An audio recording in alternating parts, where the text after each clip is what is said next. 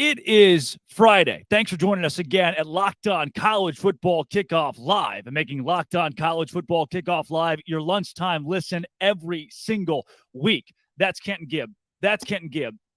That's Kenton Gibbs of Locked On Wolfpack. Drake Toll of Locked On Big 12 here.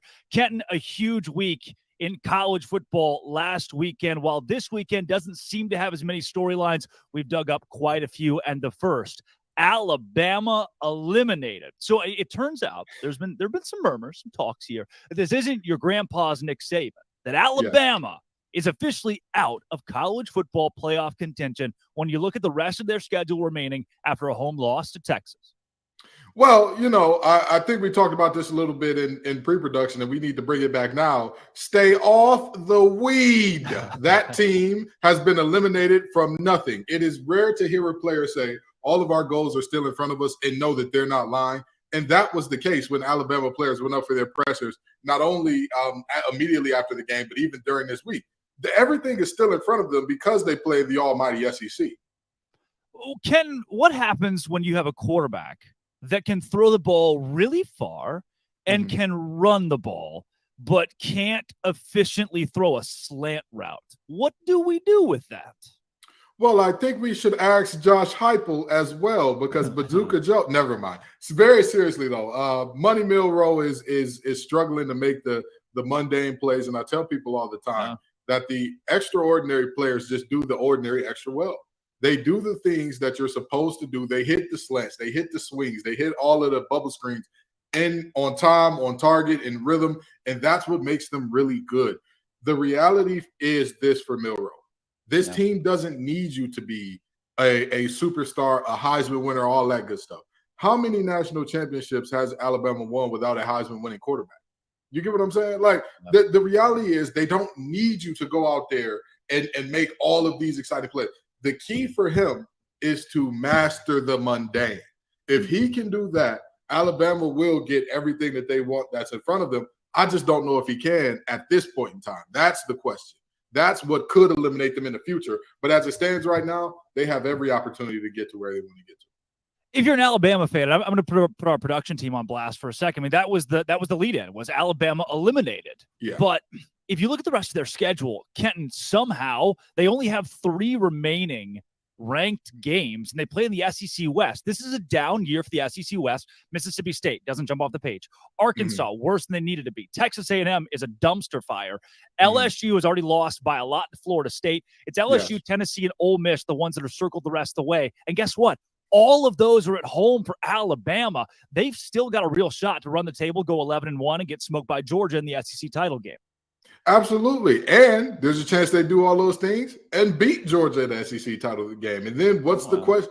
What is the conversation that you have? What is the conversation that you have surrounding this team if they run the table and then find a way to beat Georgia in that SEC championship game? And I'm going to toss this back to you, Drake, because this ain't rhetorical now. Do you think that you put that team in the playoff at that point, an 11-1 or 12-1 Alabama team with a win over Georgia? I think that Antarctica is cold most years, despite the global warming thing is changing some stuff. But yes, Kenton, 12-1 Alabama does make the college football playoff, especially if TCU last year at 12-1, losers of their conference championship, also made the postseason. 100%. And again, this is not the usual tough SEC West schedule. Let's be honest. It might not be your grandpa's Nick Saban. He's going to have to adjust to the NIL and transfer portal, the same as schools like Colorado now have done so well so early on. However, the rest of the SEC West is also kind of behind here. This is not what we're used to in the powerful juggernaut the SEC wants you to think that it is. And at this point, when you look at the rankings, look at the team strength, A&M just got beat by Miami fairly handedly. The Canes controlled that game. And guess what? I don't think Miami is that great. Not good enough to be able to beat an SEC team like that with a half-full stadium. This is not the SEC that we've been sold.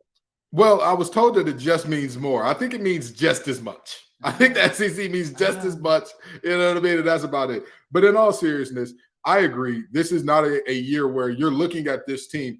So often when you talk about coming out of either side of the SEC, there have been years where we're like, you need to be a dominant force. You need to be perfection if you want to make it out of this side of the SEC. Now it's like, I mean, be a good team, beat the teams that you're supposed to beat, and you'll generally get there.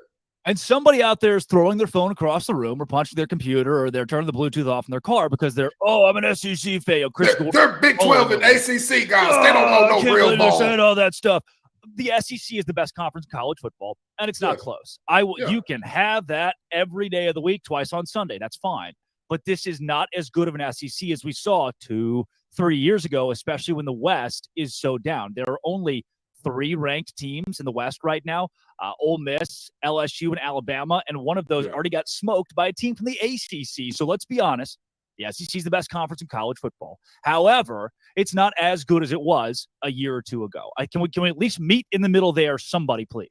Well, 2 of those teams actually have already been smoked by ACC teams. You know what I mean? Like, LSU got no mouse. They got tapped out. They say, hey, at least Alabama went down fighting. LSU and Brian Kelly said, hey, listen, we're not interested in being in this game anymore. Y'all got it. We're in Orlando. We're a long way from home. The light's too bright. Pissing down my leg a little bit. That's just what happened there. You know what I mean? Thank God our pants are yellow to disguise it. Looks like sweat. That's what happened with LSU, okay? And so I'm not sure that I can definitively say the SEC is the best conference in football. Now, granted, this could just be because you don't have to. You don't have to. I will. So continue. This could be because the SEC was the best by a mile in the past, and that gap has closed from a wide chasm to like, we got to look at this thing one for one. But I mean, in that same regard, you could also say the results so far this season have said, as far as out-of-conference matchups against fellow Power 5 teams, the SEC just ain't it, with all due respect. Okay, well, with all due respect, you're wrong.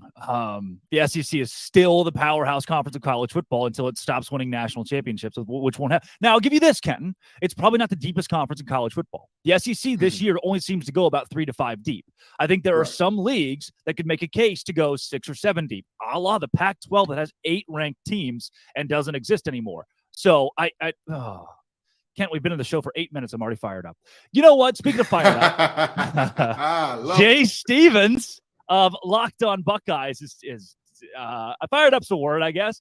He gave his reaction because the Buckeyes have named Kyle McCord their new starting quarterback. Jay, what do you got for us? But the Buckeyes, 2 games in, 2-0. Kyle McCord started the first 2 games against Indiana, against Youngstown State, and going into week 3, I think this is a great move by Ryan Day. Now, the quarterback battle has gotten a lot of attention here and a lot of attention other places as well because it's important. Who your starting quarterback is pivotal to how successful your team is going to be. Now, we've all looked at also, hey, is this going to be the 2015 season, or is it going to be X, Y, or Z, or is Ohio State going to have to make a move like Nick Saban did in the Natty, pulling Jalen Hurts, putting in Tua, then ultimately going in there and winning the national championship, making that monumental move at halftime of that game.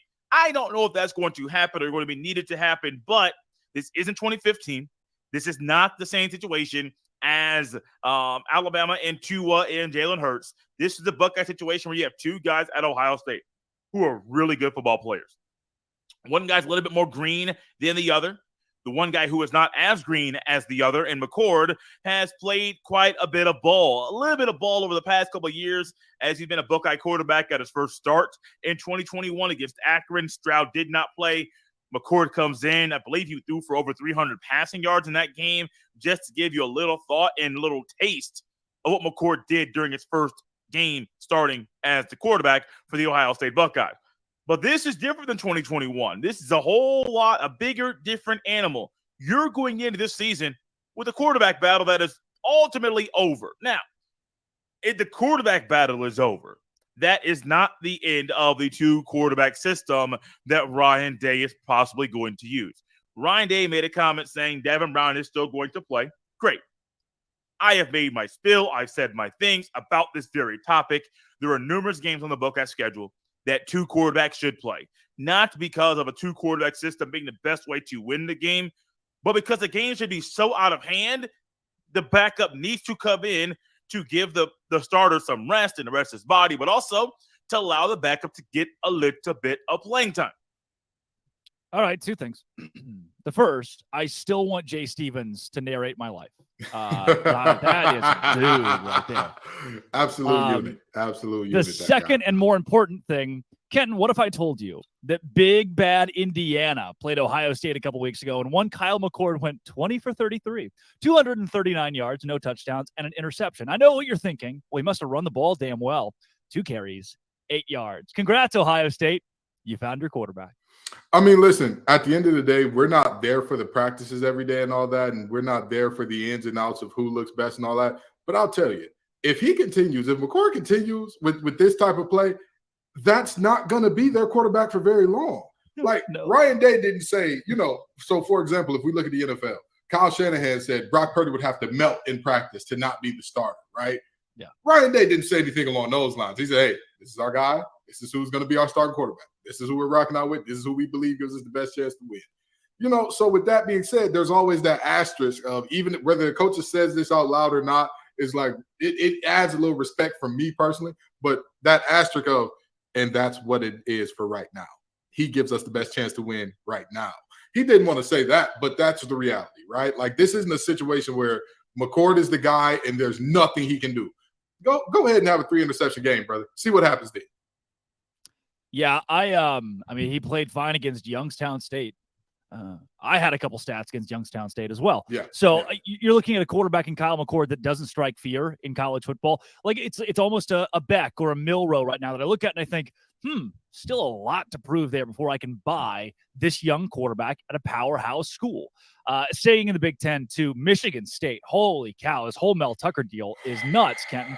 So basically, to unwrap this a bit, so there was a sexual assault survivor and advocate who came to Michigan State campus on an invite from Mel Tucker, the same guy who signed a 10-year contract with the school. Yeah. So she comes there, they strike up a relationship that is strictly platonic, and then there is a lewd phone conversation that he takes on with her, unwarranted, unwanted.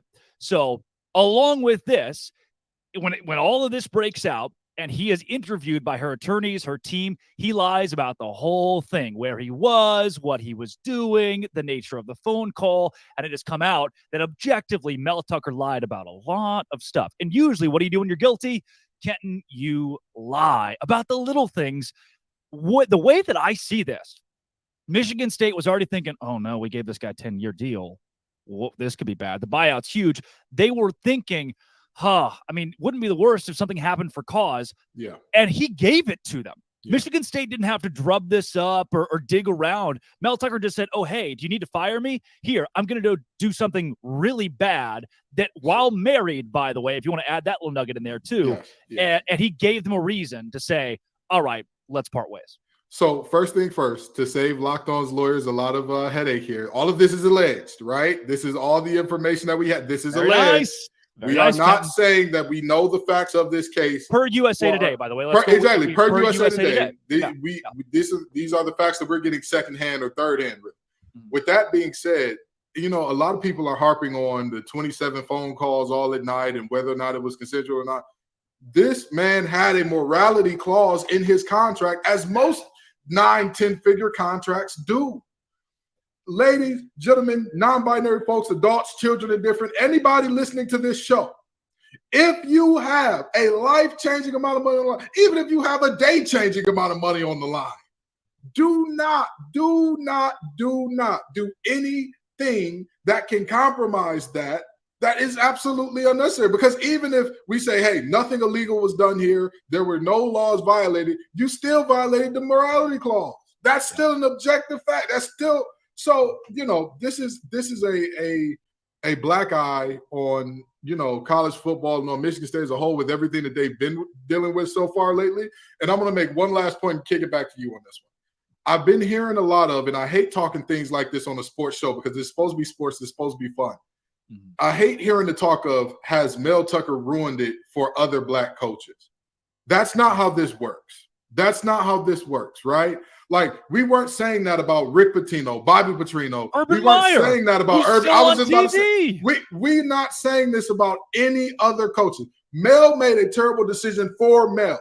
Bingo. Mel made a terrible decision, and he deserves all the vitriol. He deserves all the think pieces. He deserves every bit of criticism, the firing, everything that's coming his way. He deserves all of it. He deserves all of it.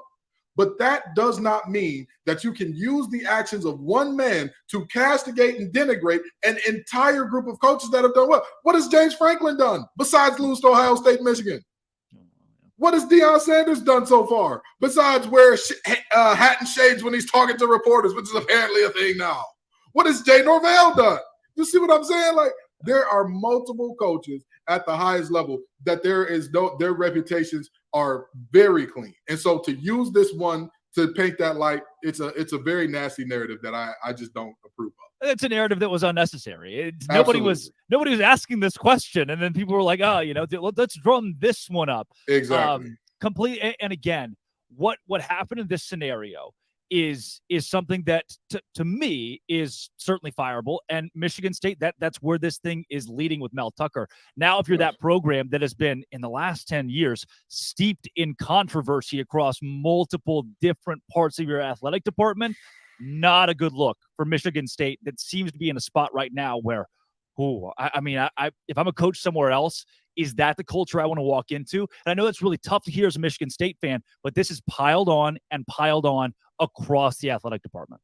So let's bring this back. Let's bring this thing full circle, because everybody don't realize it's the circle of life and it moves us all. Do you know who the new interim head coach is of this team, or associate interim head coach is of this team? Is it D'Antoni? They bring D'Antoni back? D'Antonio, the guy who got kicked out in the first place for allowing some players to get away with some rather salacious things, again, allegedly, because he retired before the investigations concluded. But the coach who, left under some, again, very questionable circumstances is now back. That's how far this thing has gone, and it's a very sad situation that you look at an athletic department that is from top to bottom. You just randomly see all of these stories popping up and piling on one university, to the point where it's getting to the point I wouldn't be surprised if somebody that's like over the university at large steps in and says, all right, we have to run all of the searches for these coaches. We have to institute extra policies for these coaches, because it's just a terrible situation. It really and truly is. And again, you're talking about not a program that is a stranger to controversy. You're talking about years upon years upon years of being in and out of courtrooms for inaction against these types of things. So, of course, Mel Tucker's gone. D'Antonio's back. And D'Antonio's not the head coach now, but who knows where this thing could go. Yeah. Well, Kenton, let's go back to the fun stuff. Absolutely. Let's do the fun stuff. The lighthearted, awesome things that we love about sports. We've got some playoff contenders, contenders that we've talked about the last couple of weeks. This week, we're going to discuss Penn State, that always seems to be overlooked. We have their host, Zach Seiko, to join us here on this show. But first, Kenton, what do you got from LinkedIn? Absolutely. Well, some folks are already, we talked about athletic directors a little earlier. Some of these athletic directors need to get in on LinkedIn College as well, because I know you're looking for a new hire. But these days, every new potential hire can feel like a high-stakes wage for your small business. You want to be 100% certain that you have access to the best qualified candidates available. That's why you have to check out LinkedIn Jobs. LinkedIn Jobs will help you find the right people for your team faster. Trust me, I am a recruiter when I'm not doing this, and I have hired folks off of LinkedIn Jobs into some of the startups that I've worked for. So I can personally vouch for this product. I've used it myself, and it did not let me down.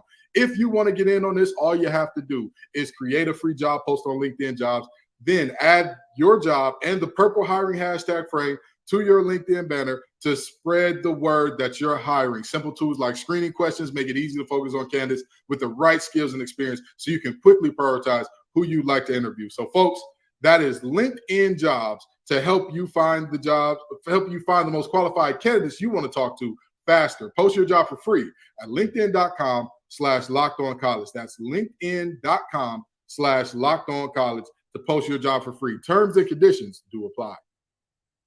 Kenton, after a couple of weeks of college football, it seems that the public has eliminated Alabama and Clemson from contention. So who is still in that picture for now? Let's bring in Locked On Nittany Lions, Zach Seiko.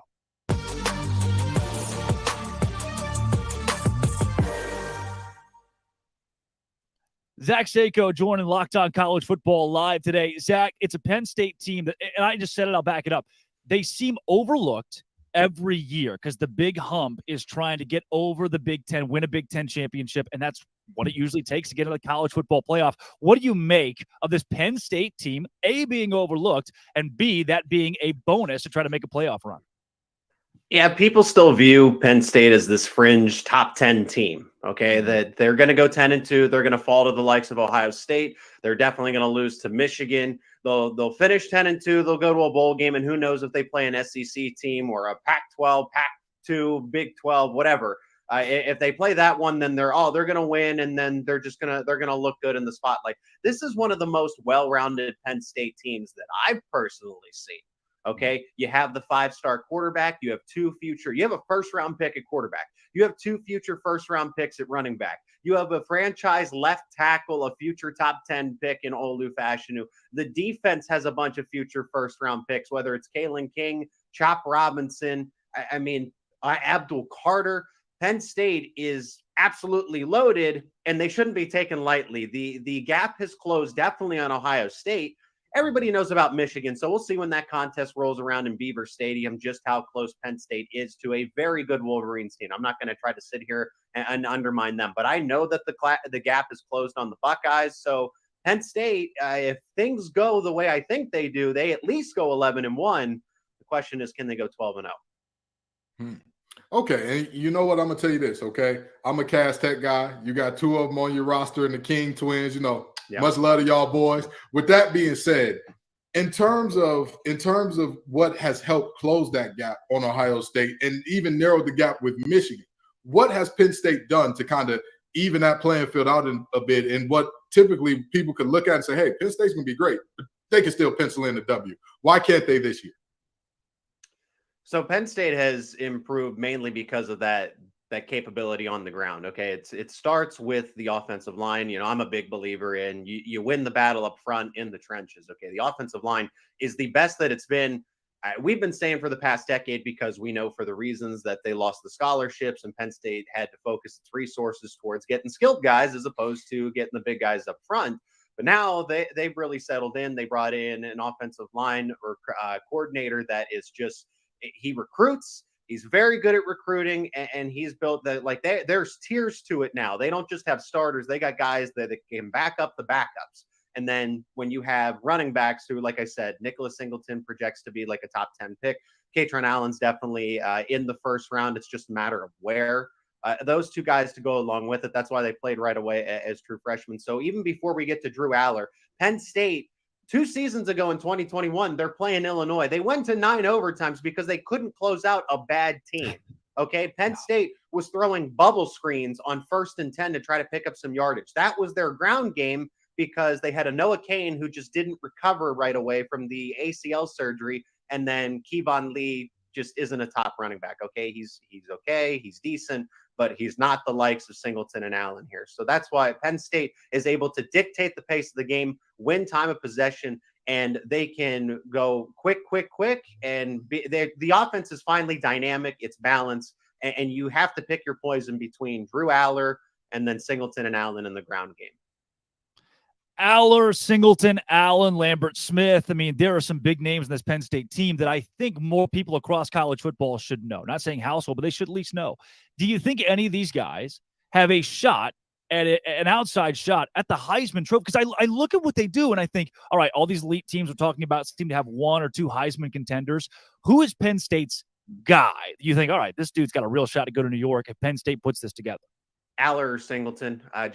Say now the discussion for Penn State has been where the explosive runs been. Where are they coming from? When are they going to be here? The wide receivers have let them down in terms of downfield blocking because Nicholas Singleton is that big play player for out of the backfield. Katron Allen, I would say, is a Heisman hopeful, but because Singleton can break off the 80-yard touchdown at any point in time, he's got the speed to do it. I would say that he's the more talented of the 2. It's no disrespect to Katron Allen, but Singleton does have that big playability, and right now he leads the team in rushing touchdowns. For Drew Aller, you got to look at the stat line for Drew Aller. He's been extremely efficient. No turnovers, no interceptions. Granted, it's West Virginia, it's Delaware. Illinois will be the first true test. Then you got a much better defense in terms of Iowa just right after that in the whiteout. So Drew Aller is really going to get a chance to back up the pedigree and say, okay, it's not just inflated because we're playing teams that are significantly lower than us. You know, I'm as good as advertised. My completion percentage is through the roof. I'm not turning the ball over. I look like a veteran quarterback. And then those passing, he threw for 325 and 3 touchdowns against West Virginia in week 1 because they had to. West Virginia sold out for the run, and Drew Aller showed out. So those are the 2 guys if you're going to look for Heisman contenders on this Penn State team. Absolutely. And in terms of who's a guy that nobody's thinking about, you know what I mean? Who's a guy that the nation may not know, the nation may not be thinking about in terms of right now in those, you know, first round draft pick conversations that you say, this guy could be an X factor. This guy, if you're watching the big game, you're watching that Michigan or Ohio State game, this guy could be the guy that make the play that wins us the game. Don't be afraid to say Kobe King. I wouldn't be mad at you. I wouldn't be mad, you know. So just because there are some guys that just don't get the due respect that are above him right now, because I like Kobe King a lot. Okay, I think he's someone that I've raved about the 3 linebackers that they have on the field all at the same time. So I'll pivot to his linebacker counterpart, and that is Curtis Jacobs. Curtis Jacobs was left off award watch list, and then NFL scouts have quietly said, "Hey, this guy is a top 5 linebacker in next year's NFL draft." So it's like, what are you doing at the college football level when you leave a guy off of award watch list and the NFL scouts are saying, no, this guy's pretty good. We could take him probably early on day 2, maybe on day 1, depending on how the combines go and everything else. But he's had double-digit tackles. Everyone likes to talk about Abdul Carter because he wears 11, flies all over the football field. But Curtis Jacobs has quietly been the linebacker that's really held the glue of the defense to add on top of what they already do with the blitzes and the explosiveness. The veteran coming back, could have went to the NFL draft last year. Now he's going to be a top 5 linebacker prospect for 2024. So that's an unsung hero. As far as offense, I'll go with the tight ends, Theo Johnson and Tyler Warren. They're co-starters. They've been running a lot of 12 personnel, having 2 tight ends on the field at the same time because you can't keep them off.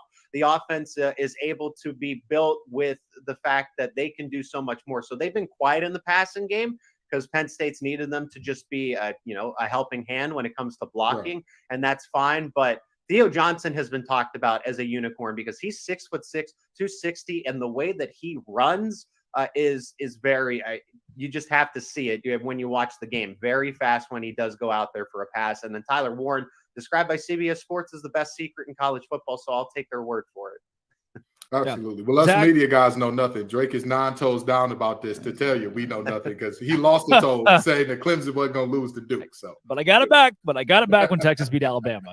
So Zach, before we get you out of here, the thesis, the 15-second thesis, if somebody's going to know about this Penn State team and why they should go to the college football playoff, it's always been losses in the big games and maybe one slip in a small game. What makes this Penn State season different? They're motivated. They're well coached. James Franklin, between Mike Yurcich, Manny Diaz, they finally had continuity, consistency. They were always rotating coordinators. That's the first part of it. The system is in place, and then they have the talent to back it up. You have not just 3 stars and lowly 4 stars. You now have 4 stars and those highly touted 5-star players. So Drew Aller, Nicholas Singleton, Katron Allen, Abdul Carter, we've named it up and down the roster, Kalen King, Chop Robinson out of the transfer portal. I mean, the talent is there to go along with the system of probably the best coordinator setup that Penn State has had over James Franklin's tenure. Mike Yurcich, Manny Diaz are both head coaches at coordinator spots. That's Zach Seiko, Locked On Nittany Lions. Zach, thanks for joining Locked On College Football Kickoff. Absolutely. Thanks for having me.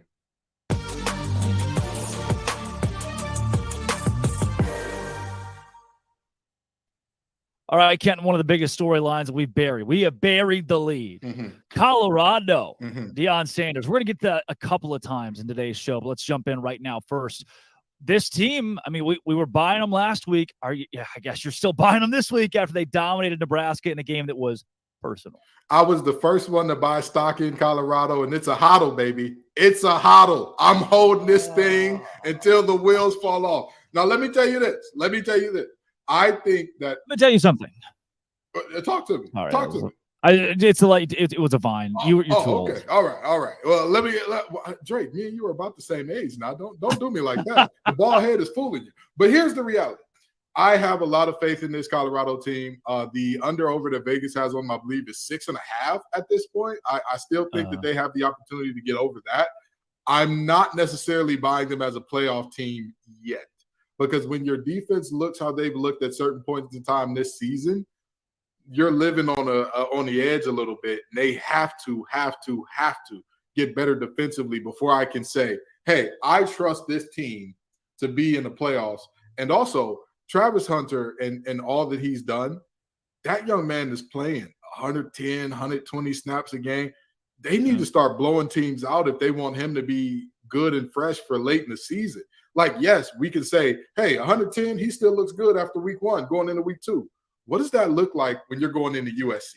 What does that look like when you're you're in the dog days of week 11 and you're saying to yourself, now, wait a minute, what's 110 or 120 times 11 here? You're looking at a very, very different situation when you've got a guy playing over 1,000 snaps where he's either targeted on defense or a guy that's having to go all out on offense.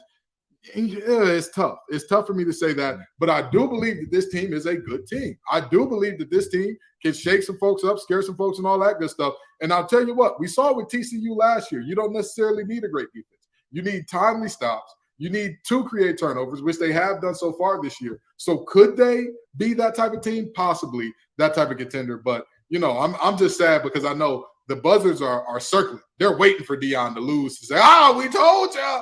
We told you. So what? That it was to Lincoln Riley and the team that's probably going to go to the playoffs or just short of playoffs. We told you all along that Colorado wasn't about it.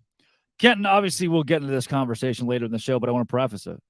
This whole Jay Norvell thing, I think Jay Norvell is a genius. Because this entire week, we've been talking about one name and one team, Deion Sanders and Colorado. Yeah. Kenton, I am the host of Locked On College Football Kickoff Live. And I had no idea who the Colorado State head coach was 3 days ago.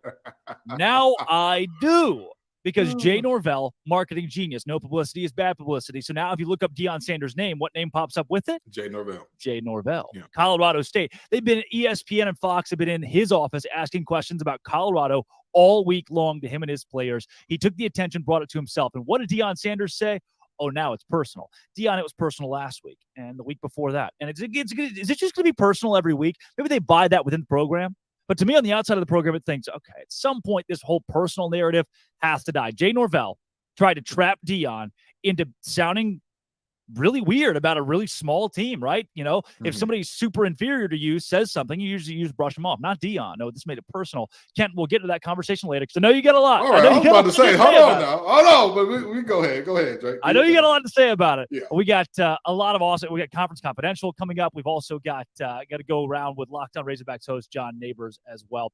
But first, Conference Confidential, whatever we call that. But first, hey, what do you got for us, Kenton? All righty. Well, I got some FanDuel for you, folks. I know we're talking college football right now, but trust me, we've also got NFL action. Get ready for the NFL season with incredible offers from FanDuel, America's #1 sportsbook. Right now, new customers can bet $5 and get $200 in bonus bets guaranteed. Plus, all customers who bet $5 will get $100 off NFL Sunday ticket from YouTube and YouTube TV. You heard that right. You turn that $5, flipped it into $300 worth of value potentially. Ain't that crazy? Now is the best time to join FanDuel. The app is easy to use. You can bet everything from spreads to player props and more. So visit FanDuel.com/lockedon and kick off the NFL season with an offer you don't want to miss. I'm not going to say it's an offer you can't refuse because, we're nice guys here. We don't want you to do nothing you don't want to do. It's just an offer you should get in on, okay? FanDuel, the official partner of the NFL. It's an offer you must take, or you have to cut your left pinky toe off with the rest of the night. That's what we're supposed to say, Kenton, but all right, whatever. Conference Confidential. Not a ton of big rivalry games this week. I keep hearing from people, both sides, this is a boring week of college football. You weren't saying that 4 weeks ago when you really wanted football to return, were you? No, you weren't. Exactly. And some teams, though, could be on upset alert this week, while others have opportunities to make a statement. So let's go around the country, get the latest from our Locked On Conference hosts, starting with Craig Sheeman of Locked On Big Ten.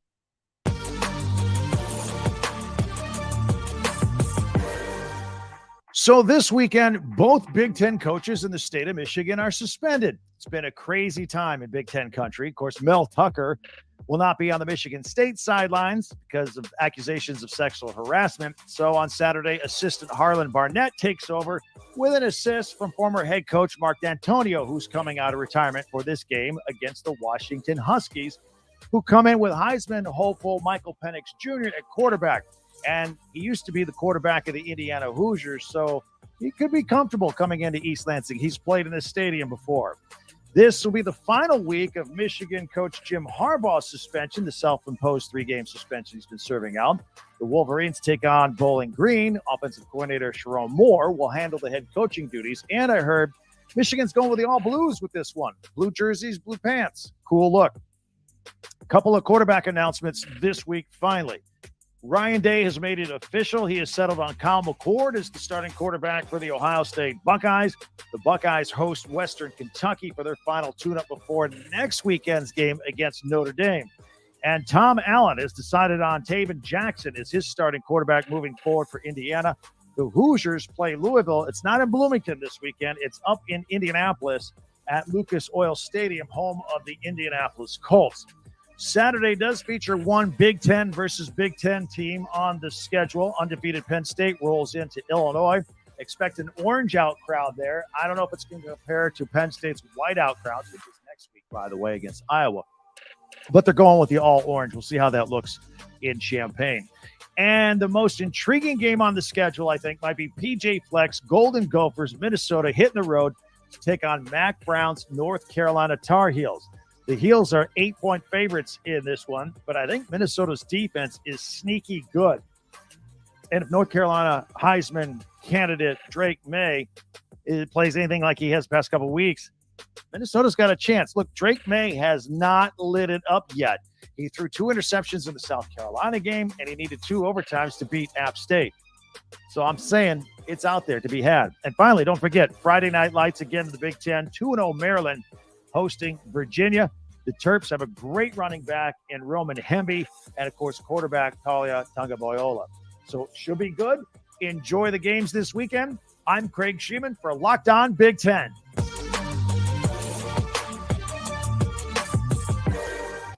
What's up, everybody? Candace Cooper here, Locked On ACC, and here are the games that you should check out from my conference. The Backyard Brawl, always a doozy. Phil Dracovic is new to this game, but Pitt Panthers are not. What will he bring as he's had a shaky start to the season? Can he turn things around for this offense? Defense has been holding strong per usual. And West Virginia game is always one where you just never know what you're going to get.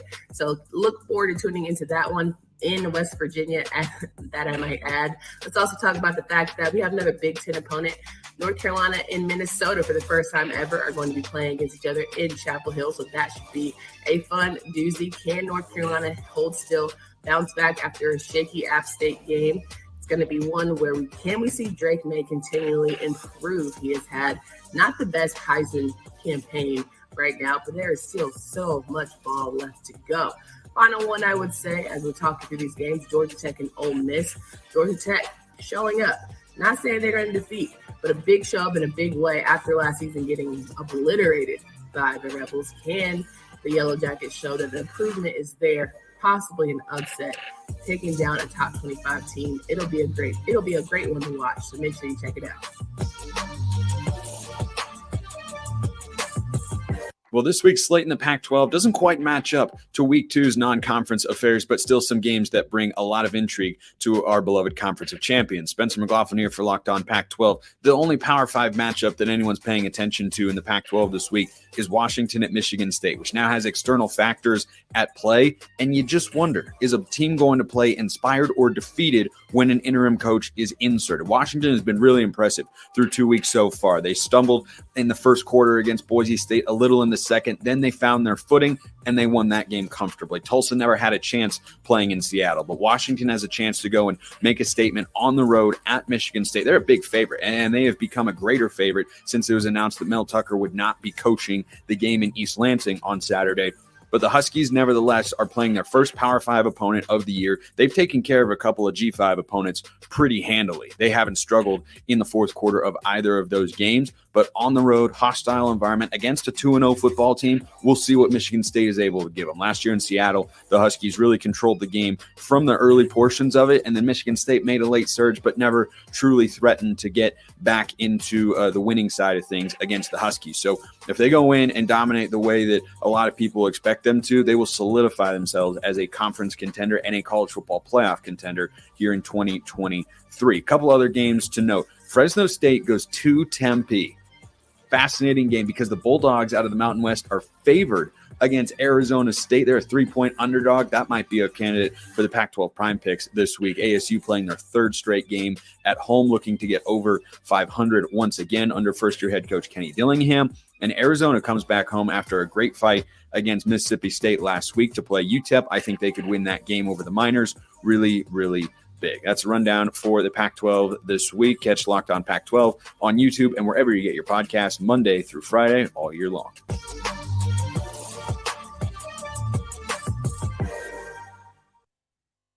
That was a look around college football here on College Football Kickoff Live with our Conference Confidential. Don't forget, big conferences, the biggest conference, the Big 12, is coming up later on in the show. Kenton Gibbs, it is time for Boom or Bust. Let's take a look at some college football teams that we think have not been as good as advertised and teams that have been better than advertised. We'll start with you, Kenton, your number one boom of college football so far. Absolutely. I mean, there were a lot of choices here. There were a lot of teams I thought have looked very, very good so far this season. FSU, and I'm not saying this because I'm a co-host of Locked On ACC. Keon Coleman has been dominant. We thought, hey, he's going to be a good 1-2 punch with Johnny Wilson. He said, no, I'm 1 and 2. Everybody else get behind me. He's jumping over guys. I've never seen a receiver in a Power 5 game signal, throw me the fade ball as much as I did with him against LSU. And guess what happened more often than not when he got that fade ball?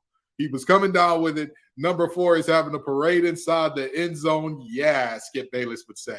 So, it was a very, very exciting time for Florida State in week 1. Week 2, of course, everybody expected them to whoop Southern Miss. Now they're going forward with more games of teams that aren't quite on pace with them, but that's not because they have a terrible schedule. It's because they're legitimately that good right now. They're looking amazing. Kent, we got a little extra time, so we'll go 2 booms and 2 busts apiece. I'll give you my boom, Washington. Michael Penix. Why are we not talking about the Huskies and what they've done so far this season? Now, look, let's be honest. The Pac-12 is not something that we were talking about before the year began. Now they have 8 ranked teams. So the Huskies schedule is not going to be easy, but they have taken care of business when they needed to. Now, and what I mean by that is there are so many squads, especially in the SEC, who have just not played anybody yet. We just haven't seen them play a team where you say, all right, here's how they stack up. This Washington squad ended last season with a 7-point win against Texas in a bowl game. They beat Boise State 56-19, beat Tulsa 43-10. The defense is good. The offense is better. This is a team that we are not talking about enough. That is a dangerous, dangerous squad to not only win the Pac-12, but also to go to the college football playoff. And I think similar to Penn State, we're skipping over that. The difference in Washington and Penn State, Washington doesn't have to play Ohio State or Michigan to get the CFP. They've got to play Cal, Michigan State, Arizona. Of course, they have the USC and Washington on there, but they also have the Stanford on their schedule. I think Washington's got a legitimate shot to go to the CFP, Kenton. They are one of my booms this year. Let's go into busts next. Who is one bust that you've got before we go back to the booms? Oh, man, I think that there are so many teams that could have fallen into this bust category so far. And I really could go in for days and days on some of the teams that haven't shown up so far this season. But I'm going to call one team to the carpet that I just have not seen anything from this season, with all due respect. Tennessee Volunteers, come on down. The way that Tennessee fans talked about Milroe not being able to pass the ball on these basic routes, the way they talked about him and his inability to read defenses, are you forgetting that Joe Milton ran out of bounds to end the game?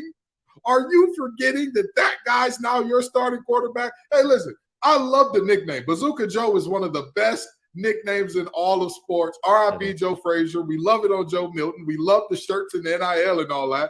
That boy needs to prove to me that he can hit a quick out.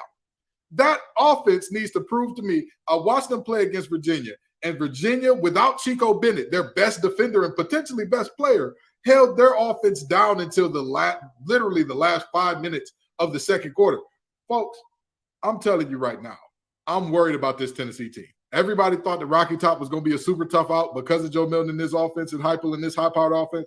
I don't know how much power that they got in it, but they need some gas power, some nuclear power, some electric, some EV power. They need all types of power because right now they're not looking like it. My bust, the Ohio State Buckeyes. And we already talked to their hosts here, Jay Stevens, on the show. What have you done for me? You sucked against Indiana. You were lackluster against Youngstown State at times. Defensively, it was 14-7 coming out of the first quarter against Youngstown State. And if you're Ohio State, that shouldn't happen.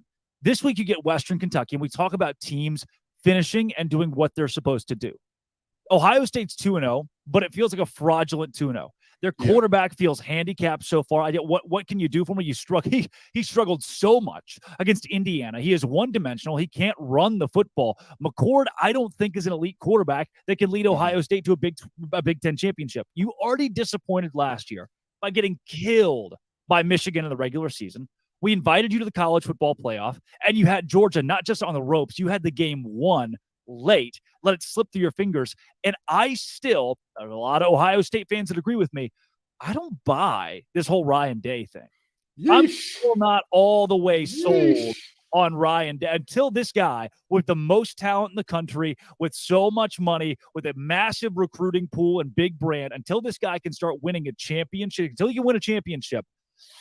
That's one of those universities, Kenton, and there's only about 5 or 6 of them, that your standard here is to win a national championship. And if you can't do that, a la Mark Richt at Georgia. Georgia wanted a championship. Georgia fans are going, why'd you fire perennial 10-2 Mark Richt? To win a championship. Ryan Day is getting dangerously into that territory. They are one of my busts. Kenton, give me another boom. Well, I mean, in terms of booms, we got to go to a team that is in the similar vein of that whole Mark Richt and winning the national championship and are they back conversation perennially. The Texas Longhorns, I got to give them their guts. I got to give them their props. I got to give them their respect. They showed up and beat Alabama. Let's just be honest. This was not a game in which Alabama beat themselves. No, Texas showed up. Quinn Ewers is finally looking like the guy that everybody thought he was. I mean, that boy was out there dropping dimes like he was trying to get kicked out of a strip club. He did everything that you need to do out of a starting quarterback in a big game. He did everything that you need to do in terms of not just protecting the ball, because there's 3 different types of quarterback. There's the quarterback you win in spite of. He's playing terribly, but your defense and your running game is good enough to get it done. There's the quarterback you win with. I hand off the ball. I hit things on time. Every now and then I make a good play for you. Don't ask for too much. And then there's the quarterback you win because of. And let me tell you something. Quinn has been the guy that because of you, they feel real safe down there in Austin. I love it. Keep it up. I'm not going to say that Texas is back. However, Texas looked phenomenal. They're one of my boom teams so far this year. Kenton, my boom, and I think it's a level 18 boom. This is a level, maybe even level 20, which is getting kind of crazy. This is from our production team to you to myself, the Colorado Buffaloes. I mean, this is a team that you very well thought could be 0-2. Many had them at 1, 2, 3 wins. How do you put a Band-Aid on a bullet hole at this point? They were 1-11 last season. They've already doubled that win total. They're 2-0 with wins against TCU and Nebraska. And what I want to hone in on here for a bit is this whole Jay Norvell, Deion Sanders conversation. Because while I think Colorado is a big boom, I've got Jay Norvell as a boom this week. He put himself and his program on the map while all the talk has been about Colorado. What do you make of this? I strongly disagree with you. He's going to be a footnote. Jay Norvell's in the strongly category. Watch out. Listen, I agree. That's a level 18 disagree right there. I was just about to say, I agree to the level 18 boom. I agree to that. But I think that this is a huge bust for Jay Norvell because, number one, you're not going to be out on that field. Somebody's going to get hit in the kidneys for what you said, brother. That's the reality of what we're looking at here. But even beyond that, I very strongly feel like there are certain things that you can talk about that you can, they're fair game, right? If you say, hey, Shedeur hasn't seen a defense like ours. He's never had to throw in as tight of windows that we're going to make him go against. Hey, Travis Hunter hasn't seen receivers and DBs like ours. We're going to be all over him like a ferret on the first day of hunting season. I love it. I'm all for it. When you talk about how a man was raised, that really is. If you talk, listen, I love my mother. I know she's watching this right now. Mom, I love you. If somebody said Ken don't know how to host because, you know, that's just, I was raised that you never use any type of vernacular English when you're speaking on television. You speak proper standard English. Now you talk about how my mother raised me. Okay, now it is personal. Now it is personal. Now I want to beat your show because it's that personal to me, because now you done disrespected my mother. That is insane. Of all the things that you have to disrespect about them, of all the things you can say, hey, they can be the glitz and glam team. We'll be the team that works hard. We'll be the team that puts our nose to the grindstone. We'll be the team with the calloused and nasty hands. They can have those manicured polished ones. We'll be the ones that have our hands like this so that we can relax at the end of this thing when we're singing our fight song. We're playing Katie Dids at the doorstep in the end zone. But you don't talk about a man's mama. You don't talk about the way a man was raised. That's just insane. And now you earned your team getting 50 because you made it what? Personal. He made it personal. Look, he was already going to lose by a lot. Yeah. He was already going to lose by a lot. And Deion, what was going to happen was Deion was going to dig up 3 weeks ago. Jay Norvell probably said, I think the biggest game on our schedule is Nevada, because that's the game that matters to them probably. Yeah. And Deion was going to pull that and be like, they don't respect us. They don't give us any love. Like Colorado State's overlooking us. He would take it out of context, bring it to his team, and try to make it personal. He was already going to do that with something small. Jay Norvell said, no, don't dig. I'll just give it to you. We're already going to get it just beat out of us. We're going to get killed. But let's get killed and make headlines for a couple of days. Again, no publicity is bad publicity. Everyone knows the name Jay Norvell now. And the spotlight has been turned for a moment from Deion to Jay Norvell. How does Deion respond? Of course, saying it's personal, which is the same thing he said last week and the week before that. This is like a reoccurring thing for Deion. And Jay Norvell just said, look, if it's personal for you, it can be personal for me. I take my glasses off. I take my hat off when I sit down. That's how my mama raised me. Mm-hmm. I mean, he did not, which like Matt Rule, right? Matt Rule cowered down and, he didn't double down on his words on game week. Jay Norvell said, I'm going to make it very apparent what I think about Colorado. I'm not going to dance around it. You think he's the big bad bully? Look, I can come to the table too with my own disrespect. And to me, that shows some cojones from a guy who already knew he's going to get his rocked. Oh, absolutely. Listen, I'm never going to say that he didn't pull a bold move. That if you're asking if it was bold, that's a level 100 lock. That was extremely bold. Okay, I was Batman the Brave in the Bold. For those of you who remember that show. But with that being said, was it smart? Was it advantageous for his team? Absolutely not. Absolutely not. Again, this was already going to be a situation where I'm sure the dogs were going to be called off and Travis Hunter was going to be in a hot tub by the middle of the third quarter and whatnot. But to me, again, there are certain things that are inbounds, in play. You can go for it. You could, that's college game day stuff, sign stuff. Like that's not real football stuff. That's not real. Let's talk the on the field going ons and happenings stuff to me. And I'm very much so one of those guys. It's like keep it on the field. Any problem I have, and if I have a problem with you off the field, let it be between me and you as men. Let it be between. Don't bring my wife into it. Don't bring my kids into it. Don't bring my mama into it. Those are things to me that when you bring that in there, even if he was just doing his job to sell the fight, right? Because we've all seen this with boxers and UFC fighters. Like, if you talk to the guy, he's the most humble guy in the world and doesn't really like doing that. But he's like, hey, I talked the way I did because I needed to sell the fight. Sure, you don't sell the fight with mama. You don't sell the fight with mama because now we fighting here and in the ring. We gonna fight here first, and then you're gonna get whooped on in the ring. But for him, Deion is an old man. He ain't gonna put hands on you. He just gonna say, hey, Travis, go deep. Hey, Shador, hit Travis behind that 5'8" corner that runs a 4.7. Go ahead. That's what we're going to do. Well, Jay Norvell asked for it. He's going to get his. Yeah. He was already going to get his. It will now be doubled. And a level 18 lock can be Colorado minus 24 or whatever it is. Hello. Deion Sanders is going to make sure because it's what? What was that P word? Personal. It's personal. It's personal for Deion Sanders. And Kenton, if you were to ask Deion Sanders, hey, Deion, what's your LinkedIn profile? What would he think? What word would he use? It starts with a P. Well, you know what it would be. Personal. It would be personal. You asked Deion Sanders for his LinkedIn handle, but it wouldn't be personal if you asked me or you for ours because we love LinkedIn, right, Kenton? Absolutely. Folks, I've talked to you about this before, and I'm going to talk to you about it again. As a recruiter, I use LinkedIn Jobs regularly to find folks. And why would you not do it, right? These days, every new potential hire can feel like a high-stakes wager for you and your small business. You want to be 100% certain that you have access to the best and most qualified candidates for your jobs. That's why you have to check out LinkedIn Jobs. LinkedIn helps you find the right people for your team faster and for free. We all love free. Free. That is what we all love, folks. All you have to do is create a free job post on LinkedIn Jobs, then add your job and the purple hiring hashtag for hiring frame to your LinkedIn profile to spread the word that you're hiring. Simple tools like screening questions make it easy to focus on the candidates with just the right skills that you want to talk to faster. You can prioritize them right away so that you can cut through some riffraff and some unwanted applications. It's why small businesses rate LinkedIn Jobs #1 in delivering quality hires versus leading competitors. So, folks, go to LinkedIn Jobs because it helps you find the qualified candidates you want to talk to faster. Post your job for free at linkedin.com/lockedoncollege. That's linkedin.com/lockedoncollege to post your job for free. Terms and conditions do apply. We are approaching noon o'clock on the East Coast. That's Kenton Gibbs of Locked On Wolfpack and Locked On ACC. I'm Drake Toll of Locked On Big 12. Thank you for making Locked On College Football Live your lunchtime listen every single Friday. We are live from 11 a.m. to 1 p.m. Eastern Time, talking all things college football, the biggest storylines from last week and the biggest games coming up this week, and the best bets. Because right now it's time for Sell Me Why, where we bring you the wildest lines, the best lines, the lines that you need to know this week, and why X team will cover. The number 14 LSU Tigers travel to Starkville, Mississippi to take on the 2-0 Mississippi State Bulldogs.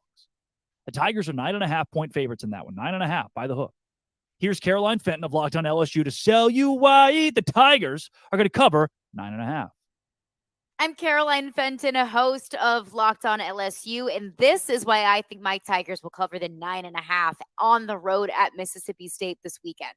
First and foremost, I feel like this LSU offense is starting to figure things out. Jaden Daniels throws a career-high 5 touchdown passes against Grambling this past Saturday. Plus, LSU may have just found its go-to workhorse back in Notre Dame transfer Logan Diggs. He had a massive game on Saturday night, rushing for 115 yards on 15 carries and a touchdown, and he looked really good doing it. On the defensive side of the football, Harold Perkins looks like he is back. Against Florida State, Harold Perkins wasn't much of a factor. LSU moved him on the inside. They wanted him to play inside linebacker, but we have seen that Harold Perkins is at his best when he's on the edge. So he played a majority of the snaps on the edge against Grambling, and I expect him to play there against Mississippi State as well. But I'll have a full breakdown of this LSU-Mississippi State matchup on the Locked On LSU podcast, available wherever you get your podcasts, and of course, on the Locked On Network, your team every day. Yeah, Kenton, this game to me, LSU lost to Florida State by a lot of points. Take some of the moxie out of what this program has. And people, as they do in college football, are already questioning Brian Kelly because that's what we do now. After 14 games as a head coach, the guy's not ready. He can't handle it. Against a Mississippi State team, granted, it's on the road at 11 a.m. on ESPN. This is the one game that just feels like a snoozer where LSU wins it 24-14. You look back and go, they covered, but I didn't really enjoy watching that. You know, I'm going to tell you this, okay? The segment is called Sell Me Why, and I want it that way in terms of believing that LSU is going to cover this. I think that this is a fairly easy one. I mean, here's the thing. Mississippi State, they are, they've been through a lot in terms of the loss of Mike Leach and kind of recovering from that and kind of growing from that. And I don't see this as a team that's quite ready. I don't see this as a team that I'm saying, hey, I deeply believe that this Mississippi State team can get a win done here. I just don't. I'm sorry. Say what you want about me. I have seen nothing from Mississippi State to say that this is a really quality team. And with that being said, I want to take it here for a minute. Yes, LSU got tapped out by Florida State. Absolutely. No ifs, ands, or buts about that. But do you know what happens with a lot of teams in college football? And this is something that I stand by. Nobody's going to get me to come up off of. A lot of teams are front runners, and that's what LSU is. They're a front runner. They're a team that when they're up and they get you down a little bit, they're gonna have fun. They're gonna have a party on you. They're gonna do all the things. Can they get up on Will Rogers and this Mississippi State team? Absolutely. Now, the thing is, you have to get to Will Rogers early. You cannot let Harold Perkins be doing this Mike linebacker nonsense. Brother, put your hand in the dirt and go get the QB. That's what you do. That's where you're going to make your money in the league. So let's stop playing around. You go do your deal, get to Will, and you'll be just fine. But if LSU plays around, then hey, Caroline, I'm sorry, but I'm sorry, Miss Fenton, but the Bulldogs will look for real. Yeah, I think you've hit the nail on the head here. If LSU brings its family into Starkville and struggles, think about how consequential this game is. Mississippi State loses. All right, sweet, they lost. LSU loses or doesn't cover or looks bad. The sky is falling in Baton Rouge because that's the way things go at LSU. Everything's an overreaction for the better or worse. Kenton, we're not going to stop there with tell me why. Number 11, Tennessee is headed to the Swamp to face LinkedIn Billy. And the Florida Gators, where Tennessee is currently favored by 7.5 points. The same Florida team that got smoked by Utah. Here's Eric Kane of Locked On Vols to tell you why the Vols will cover. Not only do I think Tennessee breaks a 20-year-long streak of losing in the Swamp in Gainesville, in Florida, but I think Tennessee is going to cover the 6.5 over at FanDuel. Tennessee beats Florida by more than 6.5 because, quite frankly, I think Tennessee is a better football team. It's a rivalry game. Emotions are going to be high. I think the Volunteers go down there and score early, take that crowd out of the football game, and it has a nice combination of Joe Milton throwing the football, but also Jalen Wright running the football, averaging over 9 yards a carry so far this season. Tennessee's run game is really good. With the new clock rules, you can kind of ice that game in the second half, and Florida needs to run the football to be successful, but I think Florida's going to be playing from behind, and I don't trust Graham Mertz to win a football game with his right arm. I like Tennessee's roster better. I think Tennessee's got a better collection of players, young guys in the secondary for Florida. I think Tennessee exploits that, and I like the Volunteers to cover the 6.5 point spread down in the Swamp and pick up its first victory over Florida in the Swamp since 2003. A huge win for Tennessee is probably going to happen this weekend, and it's going to set the scene for what's to come later in the year. It's always a big game between Tennessee and Florida, and the Volunteers are going to be a lock to cover that spread. 2003. I wasn't even alive in 2003. That's been a long time since Tennessee won at Florida. What are we doing here? I mean, it's a rivalry night game. Same age group. I did not know you were born after 2003. You know, like, what are we going to do here with this game? What do we do, Kenton? I just don't. It's a rivalry game. Do you buy 7.5? Yeah. Oh, absolutely, absolutely. He sold me, and I'm buying it. Let me tell you why. That Florida team, you know, y'all not calling them LinkedIn Billy for no reason. One of our producers is Brandon Olson from Locked On Florida and Locked On Gators, rather. And let me tell you something. If he is okay with us calling LinkedIn Billy, then I think that there's some things going on down there that are just a little bit problematic. With that being said, while I don't have a ton of faith in Tennessee's offense to get it going right away, I also don't have any faith in Florida's defense. I don't have faith in Florida's offense either. At least with Tennessee, I look at their defense and I say, hey, those boys can get it done. They can absolutely get it done defensively, which is surprising when you think about how people talk about Josh Heupel in that offense. But the reality is, I'm looking at Tennessee and I'm saying they break that 20-year streak. And, you know, we also get Drake his legal license to drink at some point in time here as well, since apparently he wasn't alive in 2003. But the reality is, I think that both of those things get done today. I think that Tennessee takes care of this game. I don't think Florida has many horses in the stable to handle what Tennessee's bringing this year. Sell me why first. In this segment, FanDuel has the South Carolina Gamecocks at 27.5 point underdogs. Let's take it to the dogs. Back-to-back national champion Georgia Bulldogs and South Carolina. Here's Andrew Lyon of Locked On Gamecocks to sell us why you should take South Carolina. The spread for South Carolina's Week 3 matchup against the number 1 ranked Georgia Bulldogs has been set at plus 27.5 points by FanDuel Sportsbook. So can the Gamecocks actually cover that spread? In my humble opinion, they absolutely can. Since the start of the 2021 football season, the Georgia Bulldogs have been listed as home favorites by the odds makers on 14 separate occasions.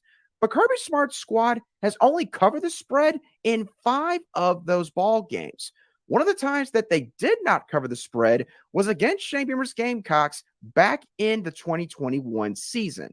Considering all the talent and depth that Shane Beamer has accumulated in Columbia since that matchup and the inexperience and injury question marks that Georgia possesses right now, the Gamecocks, in my opinion, are a shoo-in to cover that spread in Athens this Saturday. Yeah, Kenton, you taking the Gamecocks here? Absolutely not. My brother in Christ, they couldn't run the ball on Furman. Yeah. They could not run the ball on Furman. I'm sorry. You cannot convince me. We talked about this earlier with our friend from Locked On Penn State. The big boys win you and lose you games. South Carolina's big boys stink. They're awful. They're terrible, with all due respect. They're on scholarship. These are Division I athletes and all that. Relative to other Division I athletes, relative to other Power 5 athletes, their big guys are not it. They're not it. It's just not a situation that I'm going to believe in them to do anything. I don't believe that they can find a pot to piss in or a window to throw it out of offensively against the Georgia Bulldogs. I'm sorry. I just don't think that that's going to be the case. I think that Georgia is safe. They are comfortable. They're going to be, as Beyonce would put it, cozy in their skin in this game. Wow. You're telling me that South Carolina couldn't run on that Peloton behind you. Is that what I'm hearing right now? Absolutely. Absolutely. I'm telling you right now, this Peloton will probably have about 3 or 4 TFLs against that South Carolina team. The camera's inverted. I don't know why I put up my wrong hand there, but you get the point. That offensive line, I mean, that to say that they're Swiss cheese is not. That's not it. That is an understatement. Ken, my John Neighbors tracker is beeping. How about we talk sell me why with Arkansas minus 8.5? Let's do it.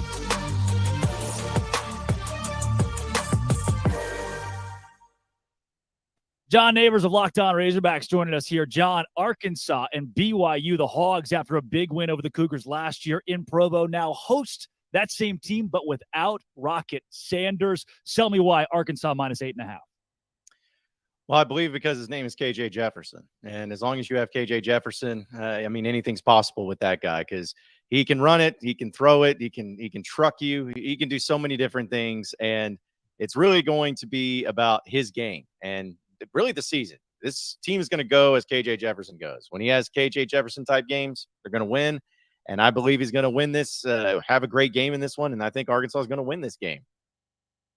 You know, I just want to ask this. We talked about this in terms of knowing the guys who are not as national household names in the past on this show. I want you to help me out. Who are the guys that we're going to see all over the place in this game that maybe the nation isn't used to and some of our viewers wouldn't know about? I always love Isaac Tesla, not Tesla, Tesla. But he is a wide receiver transfer that a lot of players or a lot of teams were after. And he's a possession guy. He's an athletic freak. He's not going to beat you with his insane speed, but he's just a great athlete. And I've seen a lot of great wide receivers come through Arkansas, of course, most notably Traylon Burks here recently. And I don't think I've ever seen, though, a wide receiver like Tesla who catches everything that's thrown to him. I mean, it doesn't matter how low it is to the ground. It doesn't matter how outside it is. It doesn't matter where it's going to be.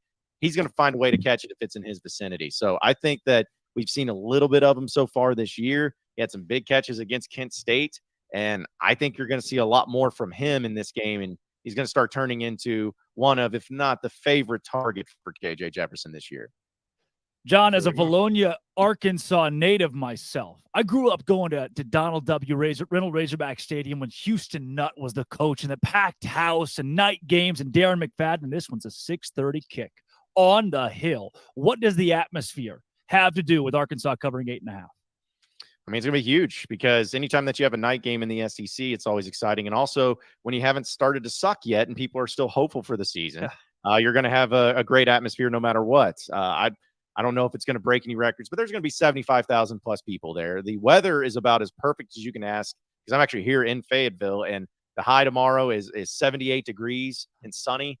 And so, I mean, it's just a perfect fall weather type of football atmosphere. A lot of tailgating, people still hopeful, a little reserved right now about the Razorbacks, but still hopeful that this is going to be a great year. So I think they're going to bring it from the very get-go, which is important for Arkansas because last year they were not good at starting off strong. They always got behind the 8 ball. Done a pretty good job so far this season. Let's see if they can actually get out to a strong start and be able to feed off of that crowd, because the last thing you want to do is have that great atmosphere and then you end up down 14-0 in the first quarter, and it's really hard to get them back.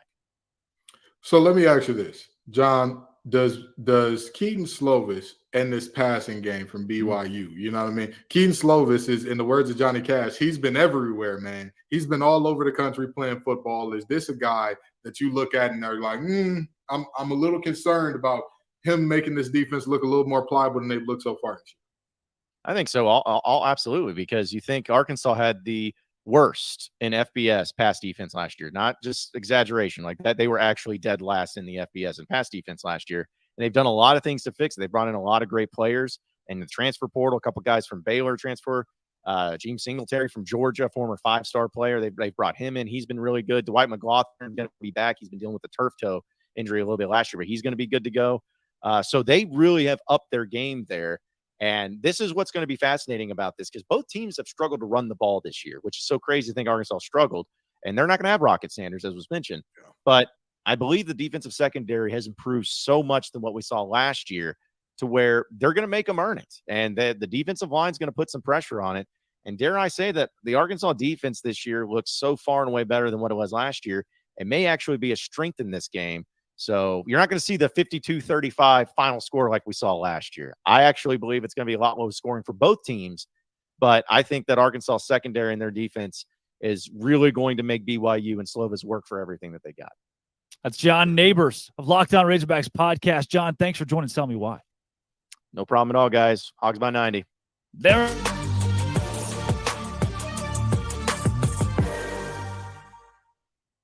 That was Sell Me Why.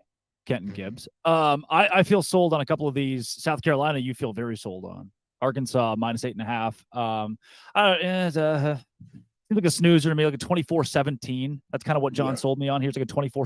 So I don't know, 90 feels a little much. But I'm sold on a few of these at least. And I will be certainly using those at FanDuel.com. Speaking of FanDuel.com, Kenton. Absolutely. Folks, we're talking about college football, and obviously we want you to, make some money there too, but get ready for the NFL season with some incredible offers from FanDuel, America's #1 sports book. Right now, new customers can bet $5 and get $200 in bonus bets guaranteed. Plus, all customers who have bet $5 will get $100 off NFL Sunday Ticket from YouTube and YouTube TV. Now is the prime time to join the FanDuel movement. The app is easy to use, and you can bet on everything from spreads to player props and more. So visit FanDuel.com/lockedon and kick off the NFL season with an offer you will not want to miss. FanDuel, the official partner of the NFL. Kenton, we heard earlier from our hosts of Locked On Big Ten, Locked On ACC, Locked On Pac-12, all that we can expect from those conferences this Saturday. Let's go around the country again to get the rest of the conference picture, starting with, to be honest with you, Kenton, I don't know if I've said this, not publicly at least, but I will never forget the last words that my grandfather said before he kicked the bucket.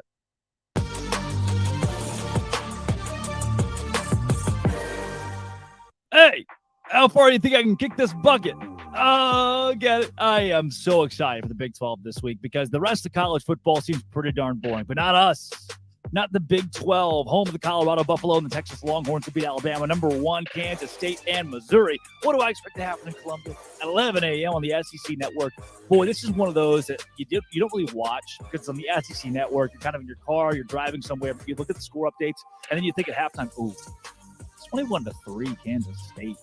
That's not good for the SEC. It is not going to be good for the SEC. Final score, somewhere in that 35-17 range. Kansas State is going to win this game by as many points as they want to. They are 5-point favorites, and they absolutely beat Missouri this week. Some other interesting matchups. Did you know Iowa State's a 3-point favorite against Ohio, over under 42.5? I love the under here. 3-point favorites against Ohio. Iowa State on the road. I hope they win that one. The really big, one of the really big spreads that I am shocked by, South Alabama playing at Oklahoma State.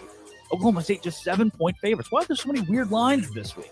Oklahoma State will not beat South Alabama by 7. They'll win by 3. Some good, sneaky good matchups here. Cincinnati, Miami, Ohio. Cincinnati only a 14-point favorite after winning at Pitt last week. This is at Nippert Stadium. What a name for a stadium.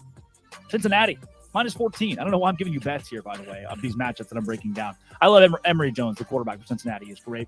Some of the bigger games as well. Arkansas hosts BYU. This was a shootout last year that BYU ultimately lost. I think BYU probably loses again this week as well, but we're not going to be able to tell much about the Cougars. Are they good? I don't know. They lost to an SEC team on the road. Are they bad? I don't know. They lost to an SEC team on the road. Or they beat them. I don't know. West Virginia beats Pittsburgh at home. I love WVU in this pick, despite them still not being a bowl team to me this season. Houston hosts TCU. TCU only 7.5-point favorites. TCU blows them out. In Kansas, the night game, Big 12 after dark, beats Nevada by more than 28 points. That's the spread. That's the Big 12 this week. It's a fun week. A lot of quirky, fun matchups. Texas hosting Wyoming as well is kind of weird. I don't know. I'm excited for it. That's the Big 12 this week.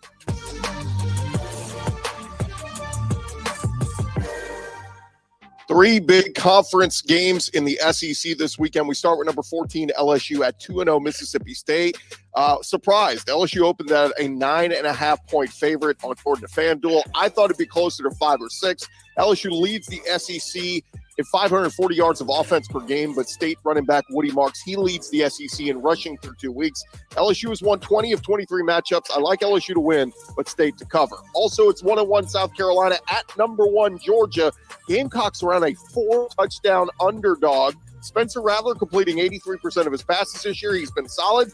Yes, he was sacked 9 times in the opener against UNC, but Georgia, only 1 sack through 2 games played so far, and that was Tennessee Martin and Ball State. If the Gamecocks can keep Rattler upright, I think they cover that massive point spread, but I think the talent of Georgia wins down the stretch. Georgia on a 19-game win streak, that expands to 20. Lastly, the SEC game of the week, it's number 11 Tennessee at 1-1 Florida. The Gators, only a 6-point home underdog. Danger spot for Tennessee. Joe Milton has not set the world on fire through his first 2 weeks since taking over for Hendon Hooker last year. The Vols have dropped 9 in a row at Ben Hill Griffin. 20 years since the Vols have won in the Swamp. Both teams expected to get their starting centers back. That should help Tennessee's tempo and Florida's run blocking. I think this one is close. If you're looking for a bet, why not take Florida on the money line? Straight up upset. Why not? Would be a massive win for Billy Napier and crew. For more, check me out on Locked On SEC.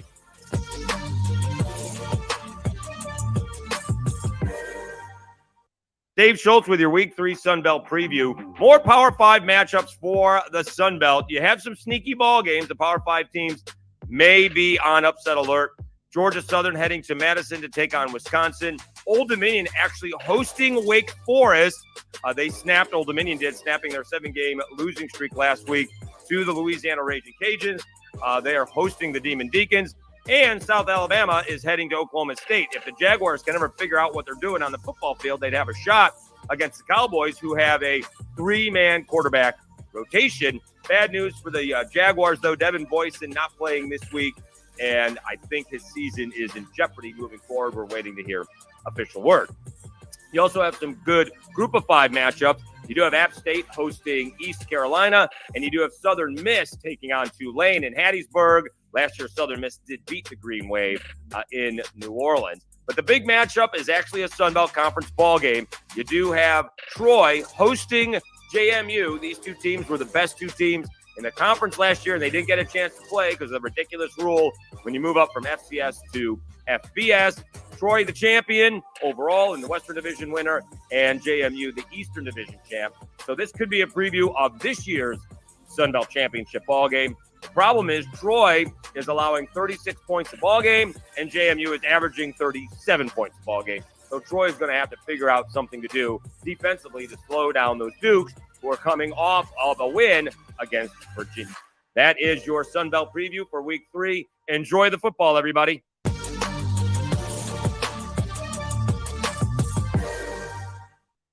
Kenton Gibbs, a look around college football day. We've done both of our conference confidentials.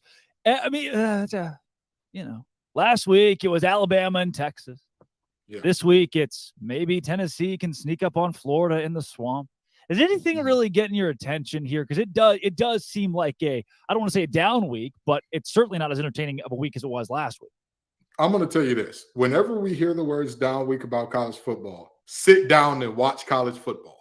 Let me tell you, you're going to see a bunch of exciting games this week that are much closer than they're supposed to be. You're going to look up all of a sudden, wait a minute, what happened? I thought this Oklahoma State, South Alabama game was supposed to be boring, dry, nobody doing anything special. Next thing you know, you're watching a very quality football game with two teams competing to the end here. Again, just 4 weeks ago, we were begging, crying, and throwing up. Please, we're tired of watching the Little League World Series. Give us some football. With all due respect to the little fellas playing in the Little League World Series, it's a hell of a show, man. It is. It's great. It ain't football, okay? It ain't football. We know that that's king in America. Then there's tons of good games this week, even out of conference. We can still evaluate what conferences are against each other based upon this week. You look at a team like North Carolina going up to Minnesota, and you say, well, hey, that could be a game where you're looking at and saying, all right, how good is the Big Ten? How good is the ACC? This is a game to kind of help sort that type of deal out. And again, the SEC has looked very underwhelming this year. Will they continue to look underwhelming? Will Arkansas piss down their leg against BYU? We don't have answers to a lot of things that will be seen this week. So trust me, tune in, sit down, watch some football. How personal are the Buffs going to take it? How personal? There is plenty of good football in front of us. Just watch it. Just watch it, okay? Yeah, I am. I look around the assorted conferences, and it's tough to name which one has the best slate. There are a few of them getting into conference play, like the Big 12 has TCU at Houston. Oh, a lot of folks be glued to that one at TDECU, or I don't even know how to pronounce it. Whatever stadium that is in Houston. Going over to the SEC, you're Alabama. How do you bounce back on the road against South Florida at Raymond James Stadium? Tennessee and Florida doesn't have the luster that it usually does because Florida's going to fire their coach. Kentucky plays Akron in a night game, so they get to host a night game in Lexington.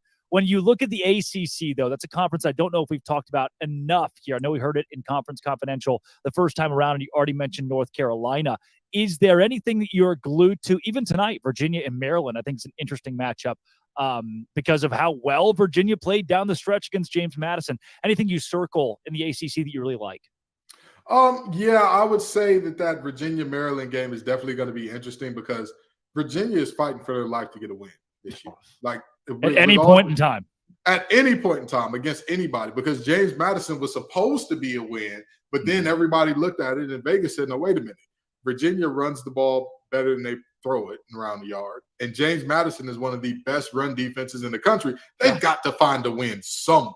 If Tony Elliott ain't to go 0-12, they've got to find one. They've got to do some digging and searching and hoping and wishing to get themselves one here. So I think that game could for sure be good. But I think that I go back to that Minnesota and UNC game as a game that you're going to learn a lot.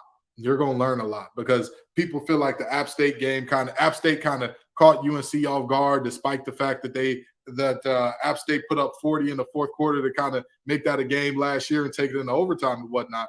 Or actually not taking it in overtime, come just a extra point short of taking it in overtime, rather. People still think that UNC overlooked that team. You're not overlooking Minnesota. That's not happening, with all due respect. That may not be a powerhouse Minnesota, right? Like that's not the case. But with that being said, this is still a team this is a Power 5 team. You're on the road. Show some respect. Show up ready to play, or else you'll get ran up out of there. Yeah. Kenton, it is time for one of my favorite segments, and it is the new LinkedIn updated profiles for many head coaches across college football. Tell us a bit about the old LinkedIn thing. Absolutely. Listen, athletic directors, I know that some of y'all are going to be looking for new head coaches after this season. I've seen it already, but we're talking about small businesses right now. These days, every potential new hire can feel like a high-stakes wager for your small business, and you want to be 100% certain that you have access to the best qualified candidates. That's why you have to check out LinkedIn Jobs. LinkedIn Jobs helps you find the right people for your team faster and for free. Trust me, all you have to do is go and post that free job on LinkedIn Jobs, then add your job in the purple hiring hashtag frame to your LinkedIn profile to spread the word that you're hiring. And simple tools like screening questions make it easy to focus on the candidates with just the right skills and abilities and experience so you can quickly prioritize who you want to talk to. It's why small businesses rate LinkedIn Jobs #1 in delivering quality hires versus leading competitors. LinkedIn Jobs helps you to find the qualified candidates you want to talk to faster. Post your job for free at linkedin.com/lockedoncollege. That's linkedin.com/lockedoncollege to post your job for free. Terms and conditions do apply. Hey, Kenton, is my Wi-Fi coming through okay? Can you see me all right? Yeah, I can see. Okay, because it looks like I keep getting these up every time I get a notification. My Wi-Fi kind of just flickers in and out, and I keep getting these LinkedIn requests from Jimbo Fisher. He really wants to be friends. Looks like he's got this whole thing freshened up. I think Jimbo Fisher might be looking for a new job. Yeah, well, Jimbo ain't the only one. You know, Jimbo's looking for a new job, but he ain't the only one. Billy Napier is also a couple of weeks away from looking for a new job. But we'll leave Billy alone because he's new. He's new in the game. So we'll give Billy some grace. Jeff Hafley, that red bandana game, I think that they should take a book out of Penn State's page and make it the whiteout games. That way they can wave the white flag and send Jeff on his way respectfully. And I'm going to call you Jeffrey. Jeff, can I call you Jeffrey? I'm going to call you Jeffrey. Jeffrey, I know it's been a long time coming, you know, and I'm going to tell you this. It's looking like Ohio State may need a new staff up there soon. And I know you're an Ohio State guy. Jeff. You know what I mean? Just pick up the phone, baby. You know what I mean? Call him. Give it. Hey, Ryan, listen, your new defensive coordinator, I heard you want that old thing back. I'll be there, brother. If you need me, I'll be there because, I mean, you know, both of those are tough situations. But I'll tell you what, Boston College just barely scraping by the skin of their teeth against Holy Cross. Whew, it's going to be an unholy firing, brother. It's going to be an unholy job search in terms of, you know, this market is tough. I'm a career coach too, Jeff. So if you, again, Mr. Hafley, actually, not because I'm actually for some money now. Mr. Hafley, if you want to, you know, have a career consultation, I can tell you other things you can get into to make yourself a little money, bro. Jefferson Hafley, notable listener to Locked On College Football Live, is probably very upset right now because he is going to be fired. I don't know what happened to Dono, man. I think Dono gave himself a 1-week self-imposed ban because of how excited he got from the Miami win. He pulled he saw this week's slate of college football and pulled the Jim Harbaugh for us. So I think since we have a third spot available, what do you say we reach out to Butch Jones? We could have had him help us host this show this week. He has scored 3 points, Kenton, 3 points in 2 weeks for Arkansas State. What once was a great program, no matter who coached it. I wonder if Butch Jones has a job waiting for him here at Locked On. Hey, listen, Butch, you know, we don't have anything for Arkansas State, brother. We don't have anything for Arkansas State. Come on. You know what I mean? You know more about the ins and outs of that program. I got a few sources at NC State. I got a few sources around the ACC. I know you got more sources than me in that Arkansas State program, bro. Go on. Come on. You know what I mean? I'll hop on the phone with Mr. Lock and Company, and we'll get you. We'll get you squared away, brother. We'll get you a mic set up. We'll tell you the best headphones to use and all that. You know what I mean? I know you're a little older, so we'll set you up with a good producer, and we'll help you out there. But I don't think he's going to be a head coach too much longer. You know, I knew back in his Tennessee days when he tried to make one of the best running backs in the nation a tight end that wasn't going to work out very long. And so, with all due respect, you know, Arkansas State's athletic director, LinkedIn Jobs. If you need to post a job for free. You know what I mean? I'm just saying. Purple hashtag hiring frame. It is right there for you. It is right there for you. Kenton, there are the ones who legitimately have LinkedIn profiles. Jimbo Fisher, Butch Jones, Jeff Hafley as well. Neil Brown at West Virginia. His days are numbered. Billy Napier has been an absolute joke at Florida. I mean, Phil, look, I can win as a head coach. If anybody can win as a head, you can recruit, you get 4 or 5-star players, and Billy Napier has somehow found a way to mess it up. Dave Aranda, his LinkedIn profile has been updated at Baylor, now 0-2 after a loss to Texas State and Utah. But one person, I'm hearing the murmurs, Kenton, that Brent Venables has downloaded the LinkedIn Jobs app. After a disappointing win this past weekend, against SMU, the whole Art Briles being on the field, then Jeff Labby making his profile picture Art Briles to directly go against Venables and Joe Castiglione, the athletic director. People are wondering what's going on with Brent Venables, who brought Oklahoma to a sub-500 season last year. So here's the thing. Brent Venables maybe should have taken a page out of Bud Foster's book. Bud Foster is widely respected as one of, if not the greatest defensive coordinator in all of college football history. You know why? He found where his home was. He found where he was comfortable. He stayed there forever. He literally is still just hanging around in Blacksburg now. He was with the I want to say ACC Network crew last week when they were doing their little tailgate segment for Virginia Tech. And mind you, he wasn't there as a pundit. He was there drinking. That man said, I'm going to be drunk with an O by the time this game starts. More power to you, brother. But with that being said, Brett, head coaching ain't for everybody. Everybody ain't able. You know what I mean? You gave it the old college try. You gave it the attempt. You don't got to update your LinkedIn, Brett. You know why? Because in the words of Seventh Heaven, where can you go when the world don't treat you right? The answer is home. And that's the one place that you'll find Dabo Swinney. You need to go on back. They need you over there. They need you over there, brother. You going back to Clemson. Go on back, okay? Because you don't have to – all these other coaches, they got to find somewhere to be. Brent, go ahead. Go home. Stop playing. You done messed around long enough now. You know, and Dabo Swinney, you ought to be standing outside of his house in Oklahoma playing Baby Come Back outside the boombox. I mean, going full Cusack on him, okay? So, you know, that's just my opinion there. Now, that one you are too young to understand. Yes, I am. You're correct. What I love is one writer wrote, if they don't have a mess on the field at Oklahoma, they will create a mess off the field, with Art Briles being in Norman.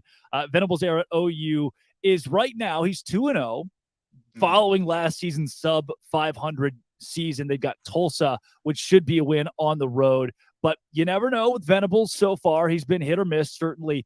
And this is an Oklahoma team. They are truly in a prove-it year, because when you go sub-500 at NC State or Baylor in your first year, they're like, oh, yeah, sure. There's a progression. Yeah. There are levels to this. Oklahoma, no, sir. They don't play that game at OU. So Brent Venables, I don't know if your days are truly numbered here, but he's at least downloaded that LinkedIn app, and we're going to keep a pulse on that the rest of the season, because somebody has got to lead them into the SEC. And I'm hearing murmurs from Oklahoma fans that they're not exactly confident that he's going to be that guy that can get them there in the future.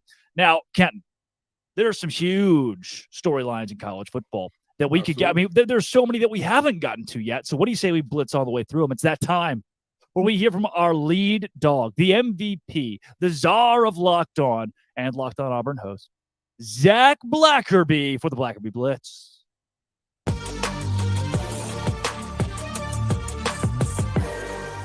It is Zach Blackerby of Locked On Auburn. The Blackerby Blitz. This week, we go through the nation's biggest headlines in college football, and Zach reacts. Zach, Deion Sanders, notable douchebag to some, savior of college football to others. He took shots this week. When Jay Norvell said, when I meet a man, I take my hat off, my glasses off, and I shake his hand. Deion didn't like that. Zach, where do you sit? Yeah, he riled up his folks, and he said, they made it personal. They made it personal. Why is Colorado State wanting to do this? It makes no sense at all. I mean, I think Colorado's got the talent advantage, and now they've got the reason to play. I mean, maybe Colorado State could have snuck up on them. Maybe. That's not happening now. I think this is a bad move, and Deion gets to keep playing the same song over and over again. People keep counting us out. People don't believe in us, and he's able to turn that onto his team and say, hey, these people doubt you, and now you can go and show them. I don't know why people keep giving him ammo, Drake. It doesn't make sense. Every week, Deion says the same thing. They don't respect us. They doubt us. And guess what? He was going to do it with Colorado State. Now Colorado State gave him a reason to, because they know they're going to lose. Mm-hmm. And now, what are we talking about today, Zach? Not Deion Sanders, but Jay Norvell and Deion. I didn't know who coached at Colorado State 3 days ago. Sure. And now I do, because Jay Norvell is alongside Deion Sanders in the headline. Look, College Game Day wasn't here for Jay Norvell. Neither is Fox Sports. But now there's a storyline that includes the Colorado State head coach. No publicity is bad. Hey, we were going to get killed anyway, but now they're talking about us. I don't know, man. I think it's such a boneheaded move. I don't know if it is a good thing for Colorado State.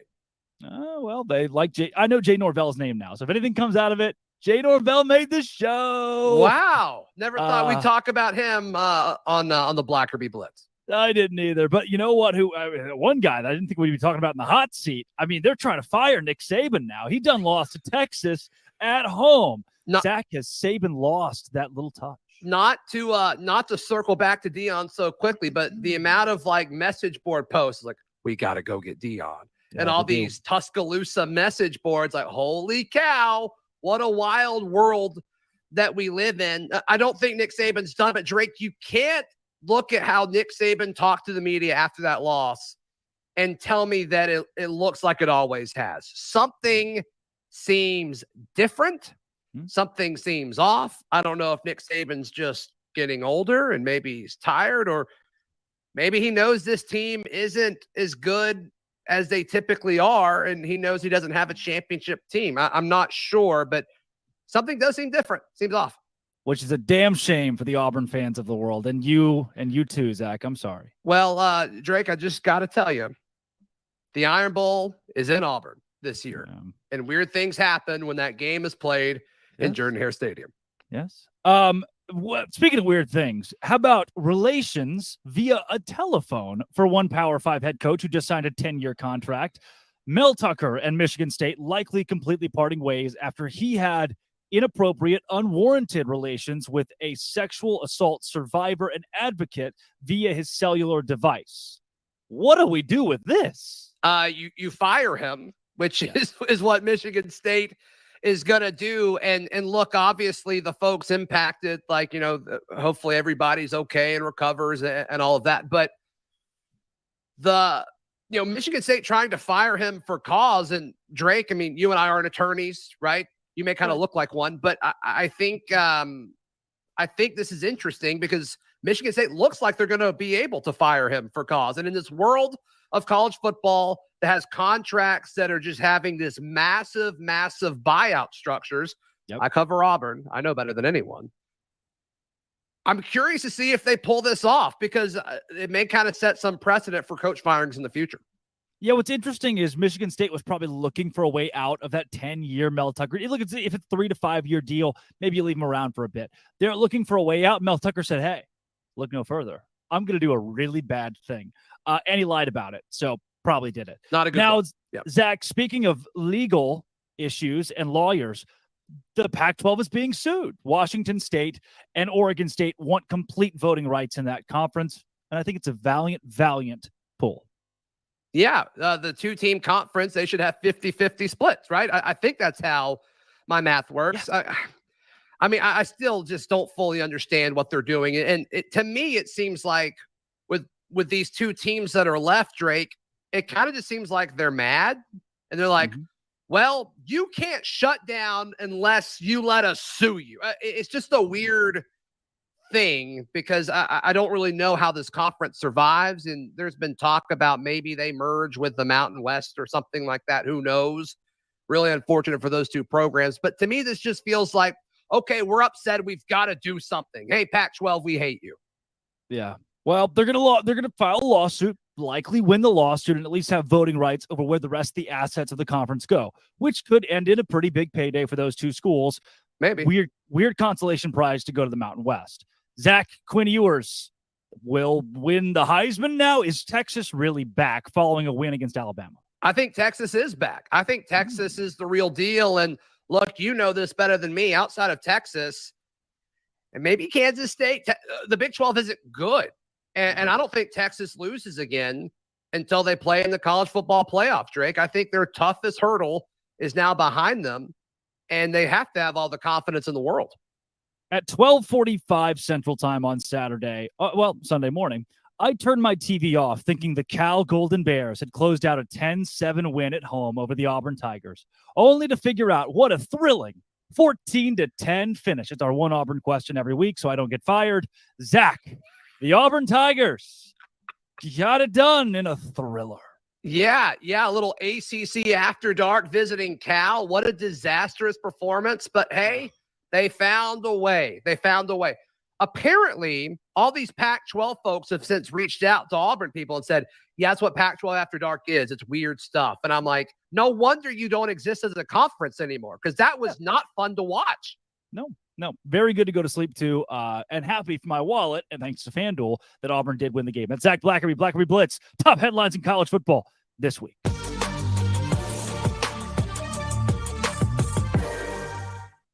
That was Zach Blackerby, the Blackerby Blitz. That's Kenton Gibbs of Locked On Wolfpack and Locked On ACC. Drake Toll of Locked On Big 12.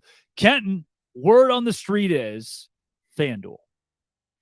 Absolutely. Folks, let's talk about FanDuel. Again, I know that it's a huge Saturday in terms of some of these matchups, and you want to get yourself some money that way by going to FanDuel. But let's also talk about some of the games tomorrow. Get ready for the NFL season with incredible offers from FanDuel, America's #1 sports book.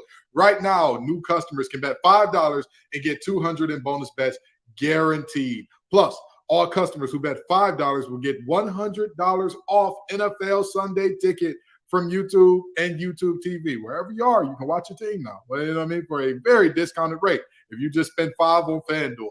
Now is the best time to join the FanDuel app. The app is easy to use, and you can bet on everything from spreads to player props and more. So make sure that you're visiting FanDuel.com/lockedon and kick off the NFL season with an offer that you absolutely have to get in on. FanDuel, official partner of the NFL. Ken, before we go into the lock of the week this week from our friends at Locked On Bets, I do want to go back to something that we haven't mentioned a lot, and it's that word back, Texas. We've talked a lot about Alabama and the fall of the Crimson Tide. We haven't put a lot of conversation on Xavier Worthy and AD and Quinn Ewers and that whole Texas offense that was churning in Tuscaloosa. Do you think the Longhorns are BACK? Zach Blackerby hurt my feelings in the Blackerby Blitz. No, Texas is not back. If you put the proper reverence onto what Texas has been historically, again, this is the fact that I will continue to go back to until somebody gives me a reason it should not matter. From the year 2000 through 2009, over basically the course of an entire decade, even if we added in 2000 and 2010, 2 seasons where they didn't win 10 games, they had as many national championship appearances, darn near, as they had seasons with single-digit wins. Until you sustain the success, you're not back. You're not a one-off team. LSU, with all due respect, national champions, they got plenty of them. That's a one-off team to where they can win. They can go in and say, hey, we had a season where we won a national championship, but then we had a couple of down years. But, we're in that time, we were still kind of good, 9-10 wins. We're good. And, therefore, they're back. Sure, Texas cannot claim that.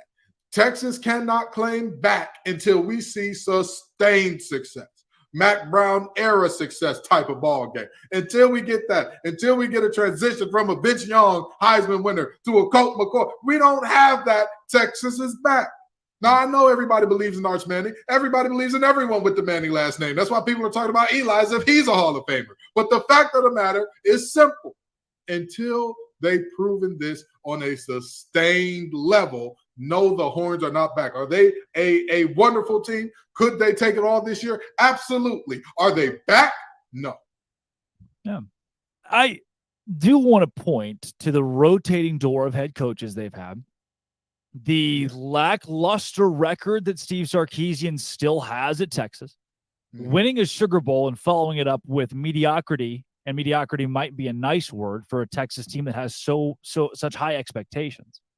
This is a program where the culture itself has been one so toxic that from program to program across the board here, especially the big ones, the moneymakers, there seems to be some sort of disconnect, especially when it matters the most late in the year.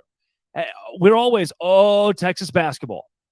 Texas women's basketball. Or, here they come in baseball or softball. And at the very end, when the moment's the biggest, the culture at Texas right now is to choke. Someone out there is punching their car right now. They're punching the dash.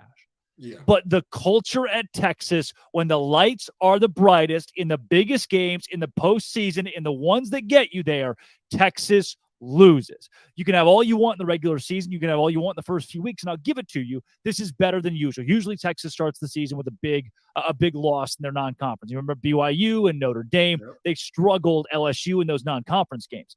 You finally got that non-con win. But what have you done for me in men's basketball, women's basketball, baseball, softball, football, volleyball? Fine, we'll leave them in their separate category. They've been good. But everybody else, there's a culture of getting right to the doorstep and choking. And let me say this as well. To the Texas fan that's punching your dashboard, pull your hand back and ice that thing afterwards. You're probably not going to feel good. But even beyond that, let's have a real conversation. Do you realize what a credit this is to your university? It's a it that we're saying this is potentially a national championship winning team and they're not back yet. That is the standard that you all have set. Be excited about that. Be happy about that and live in that. Live in that. Remember when you were having terrible seasons and your only national relevance was about, is Texas no longer a blue blood? Well, look at you now. You're a team that is in the talks. You have a Heisman competing quarterback. You have a national championship caliber team, according to most pundits. And yet we're arguing about whether or not you're back. So I know some people are upset to hear me say, oh, they're not back. They're not back. Take pride in that, because most other teams, you've done enough for them to have won the season. I graduated from NC State. If you beat Bama and you're seen as one of the best teams in the nation and you have a Heisman candidate quarterback at NC State, congratulations. They're going to build you a stadium. They're going to name the stadium after you. They're going to give you a statue out in front of the Wolves. That's what the deal is. Texas, the standard is higher. And if you want me to be so excited that I'm screaming this team is back, then say, hey, we want our standard lower. We want to be just like everybody else. We don't want to be different. And by the way, it's too late for that, because the folks who created the Longhorn Network were the first domino in this long fall of Washington State suing the Pac-12. Congratulations. So with that being said, that ship has sailed. You are who you are. And folks have the standard that they have for you if they respect you and if they believe in you. And I respect Texas too much to say 3 games they're back. That's just me. That's just me. The domino effect, Kenton. The domino effect. Longhorn Network leads to Washington State suing the Pac-12. Me having a peanut butter granola bar for breakfast last week, had I had oatmeal, maybe the Pac-12 doesn't get sued. It really makes you think in the realm of college football, the cause and effect that Texas has had on the rest of this sport. Now, cause and effect. Maybe the cause of locked on bets being so poor on this show is us. The effect being 0-2 in their first 2 bets. They are literally called locked on bets, literally to place bets that win us money. 0-2. This is the Locked On College Football Live curse. Can we make it 0-3? Let's see if we can do that with a huge FanDuel point spread, Georgia and South Carolina.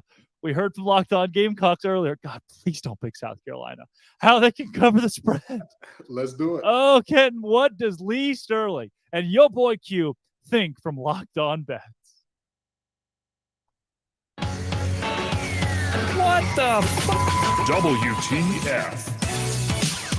All right, here we go. Let's get things started. WTF, that stands for the wrong team favorite. We're talking about number 1 ranked Georgia Bulldogs going up against South Carolina. Georgia comes in at 2-0, South Carolina 1-1. FanDuel.com line on this one. Georgia minus 27 versus South Carolina. That's a lot of points, Lee. Break this one down for us. Yeah, the Bulldogs just totally last year rattled Spencer Rattler, South Carolina quarterback, in that 48-7 win. But he did progress late in the season. They beat number 5 Tennessee at the time, 63-28. Are you kidding me? Put up 63 points. Then they beat, at the time, number 8 Clemson, 31-30. Even in the bowl game, when they lost to number 21 Notre Dame, they put up 38 points in that 45-38 loss here. So South Carolina's capable. I mean, is their offensive line great? No. Is their defensive line run defense great? No. They lost to North Carolina, but you're buying low now. If they beat North Carolina, this line is probably 20, 21 points here. Georgia's ranked number 1 in the country, but are they that much better than everyone else? I don't think so. They got a new quarterback.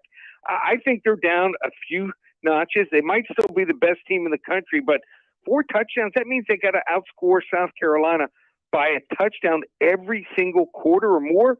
South Carolina, and they can score a couple touchdowns. Trust me, they have weapons at receiver, and they have a good quarterback. I think that they're going to cover here. So the Dogs have been pedestrian running the football so far this year against Ball State and Tennessee Martin, and that's South Carolina's weakness here. I'm not going to put my whole leg in. I'm not even going to put up my whole foot in. Maybe 1 or 2 toes. Georgia, 42-21, South Carolina covers. Boom, there it is right there. South Carolina covers. Again, 27 points is a whole lot of points, and we know how it is, man. Once you get up big, sometimes kind of take the foot off the gas a little bit as well, get some early action for some younger guys. And so, yeah, that's a lot of points right there. So we're rolling with Georgia to get the dub. There's no doubt about that. South Carolina covers, so that's a WTF, the wrong team favored. They did it again. They did it again.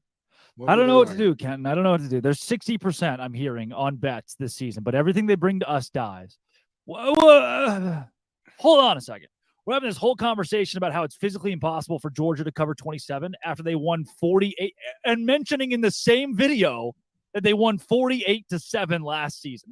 That's 41 points, Kenton. 41 points. Against the South Carolina team that was better than this one. It was ranked. They were actually ranked that time. I'm going to tell you this. I'm going to say this to all Locked On hosts. And normally I only talk to our listeners, but for a second I got to talk to all our Locked On hosts. Stop betting your toes on things. They're going to call us the Gimpy Podcast They Network stole my here. toes thing, didn't they? But they stole the toe bit. They stole the toe bit, and I'm all toe up about it. This is a terrible situation. I don't think y'all understand, okay? Normally, and last year's game was at South Carolina. Yeah. And normally I joke around and say, hey, even I could get a sack against this team. I am not joking when I say this. If me and Drake were to run a tackle and stunt, I have no doubt that Drake could get home against this offensive line.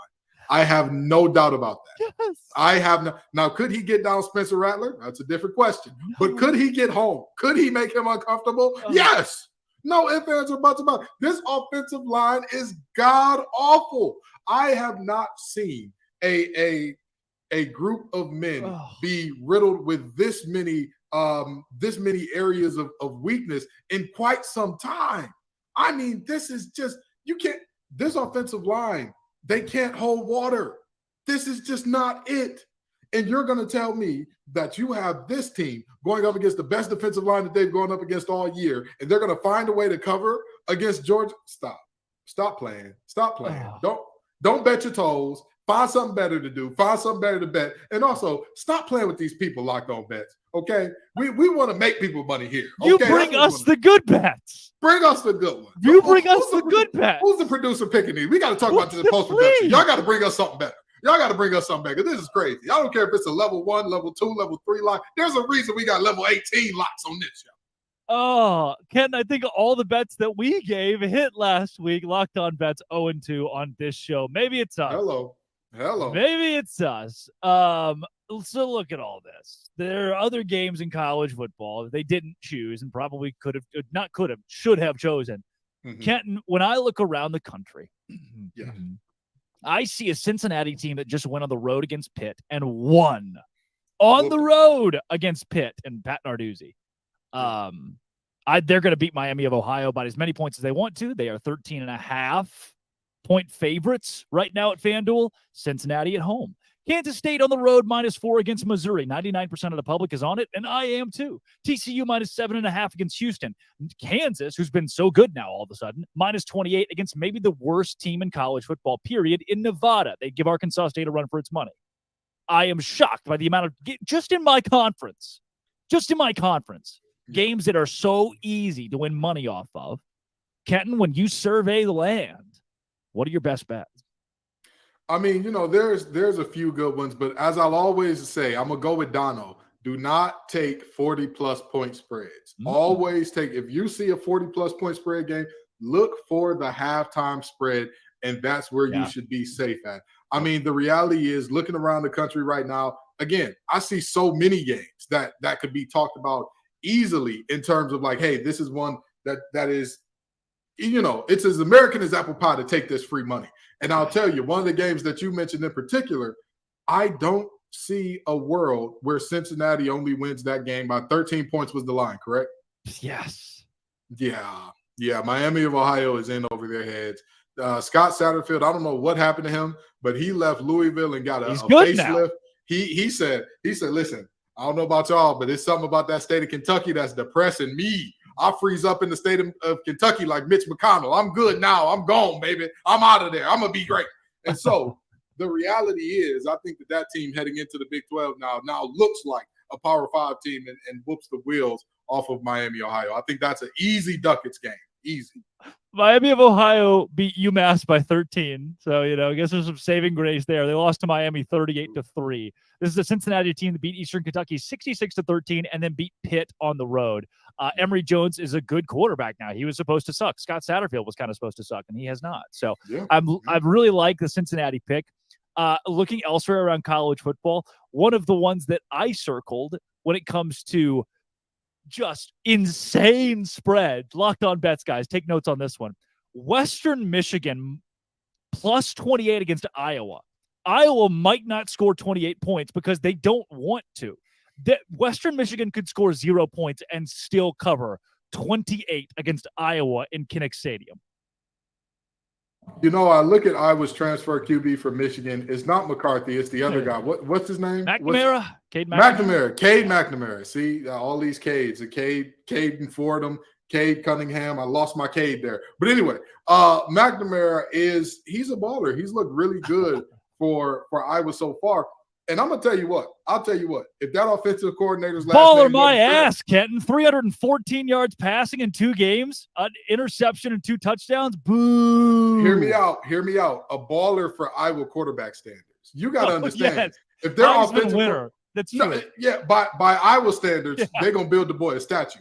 But with that being said, if Ferentz wasn't that offensive coordinator's last name, he would have been right here on this LinkedIn segment.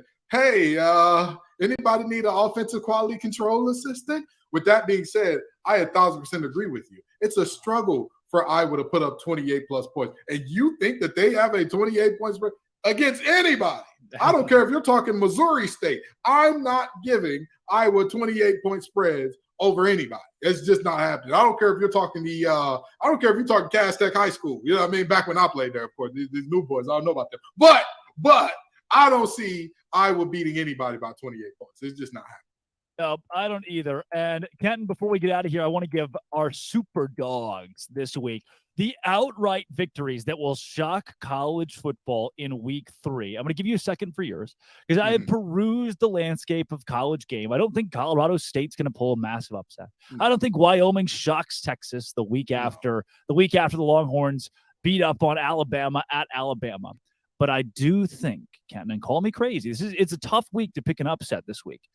I've got 2 of them, 2 contenders here, and one of them is going to happen. I'm going to guarantee one of them at least, and I'm maybe I'll find out when I explain them. Mississippi State covers 9.5 against LSU, and they might just win outright because I think Brian Kelly, some of the honeymoon stuff is worn off now, and that LSU team, there is no way they are bought in to play for Brian Kelly. Just the stuff that he has put out in front of the media, how much of just an idiot he looks 90% of the time he's in front of a camera or a microphone. There's no way an 18-year-old kid's like, oh, yeah, I'm vibing with this guy. And I also think that Tennessee at Florida is such a trap for a Tennessee team that has not met expectations and a Florida team that's playing at night at home. It'll be ugly and gross, and ugly and gross favors the home team. Give me Tennessee losing to Florida in Gainesville to a very inferior Florida team and saving Billy Napier for at least a little bit, and give me Mississippi State outright upset over LSU. Super dogs. It's tough for me to come up with a true super dog in terms of like a big point spread going against the team and nobody had given them a chance. But I will give you this one, okay? For all the hell that we've given the SEC all episode and talking about, hey, this team's got no chance, this team can't compete, yada, yada, so on and so forth. I'm sorry to tell you, Deuce Vaughn meant a lot more to Kansas State than most people. Canton, watch out. Don't go where I think you're going. I think Deuce Vaughn meant more to that team than many people thought. And I think that in an old Big 12 matchup, give me that old-time religion, I think Missouri finds a way. To pull off the upset here. I think it's time that, you know what I mean? That's my biggest upset of the week. I think Eli Drinkwitz and Brian Kelly should coach together at like a junior high football team. Just life lessons. I love Eli Drinkwitz. I think that he's a phenomenal coach. I really and truly do. Everywhere that he's been has been better when he left than when he got there. With that being said, I think that Missouri may have been biting off a little bit more than he could chew, but I think that he can chew Kansas State, lean Kansas State quail just fine. I think he'll get this one done. Boom. Eli Drinkwitz, the Alma, Arkansas product. That's Kenton Gibbs of Locked On Wolfpack and Locked On ACC. Yo soy Drake Toll of Locked On Dose Grande. Thank you for making Locked On College Football Kickoff Live your lunchtime listen every single Friday. Come back next week where we break down those massive upsets, the biggest storylines, and Kenton's going to ride his Peloton. This has been, and always will be, Locked On College Football Kickoff Live.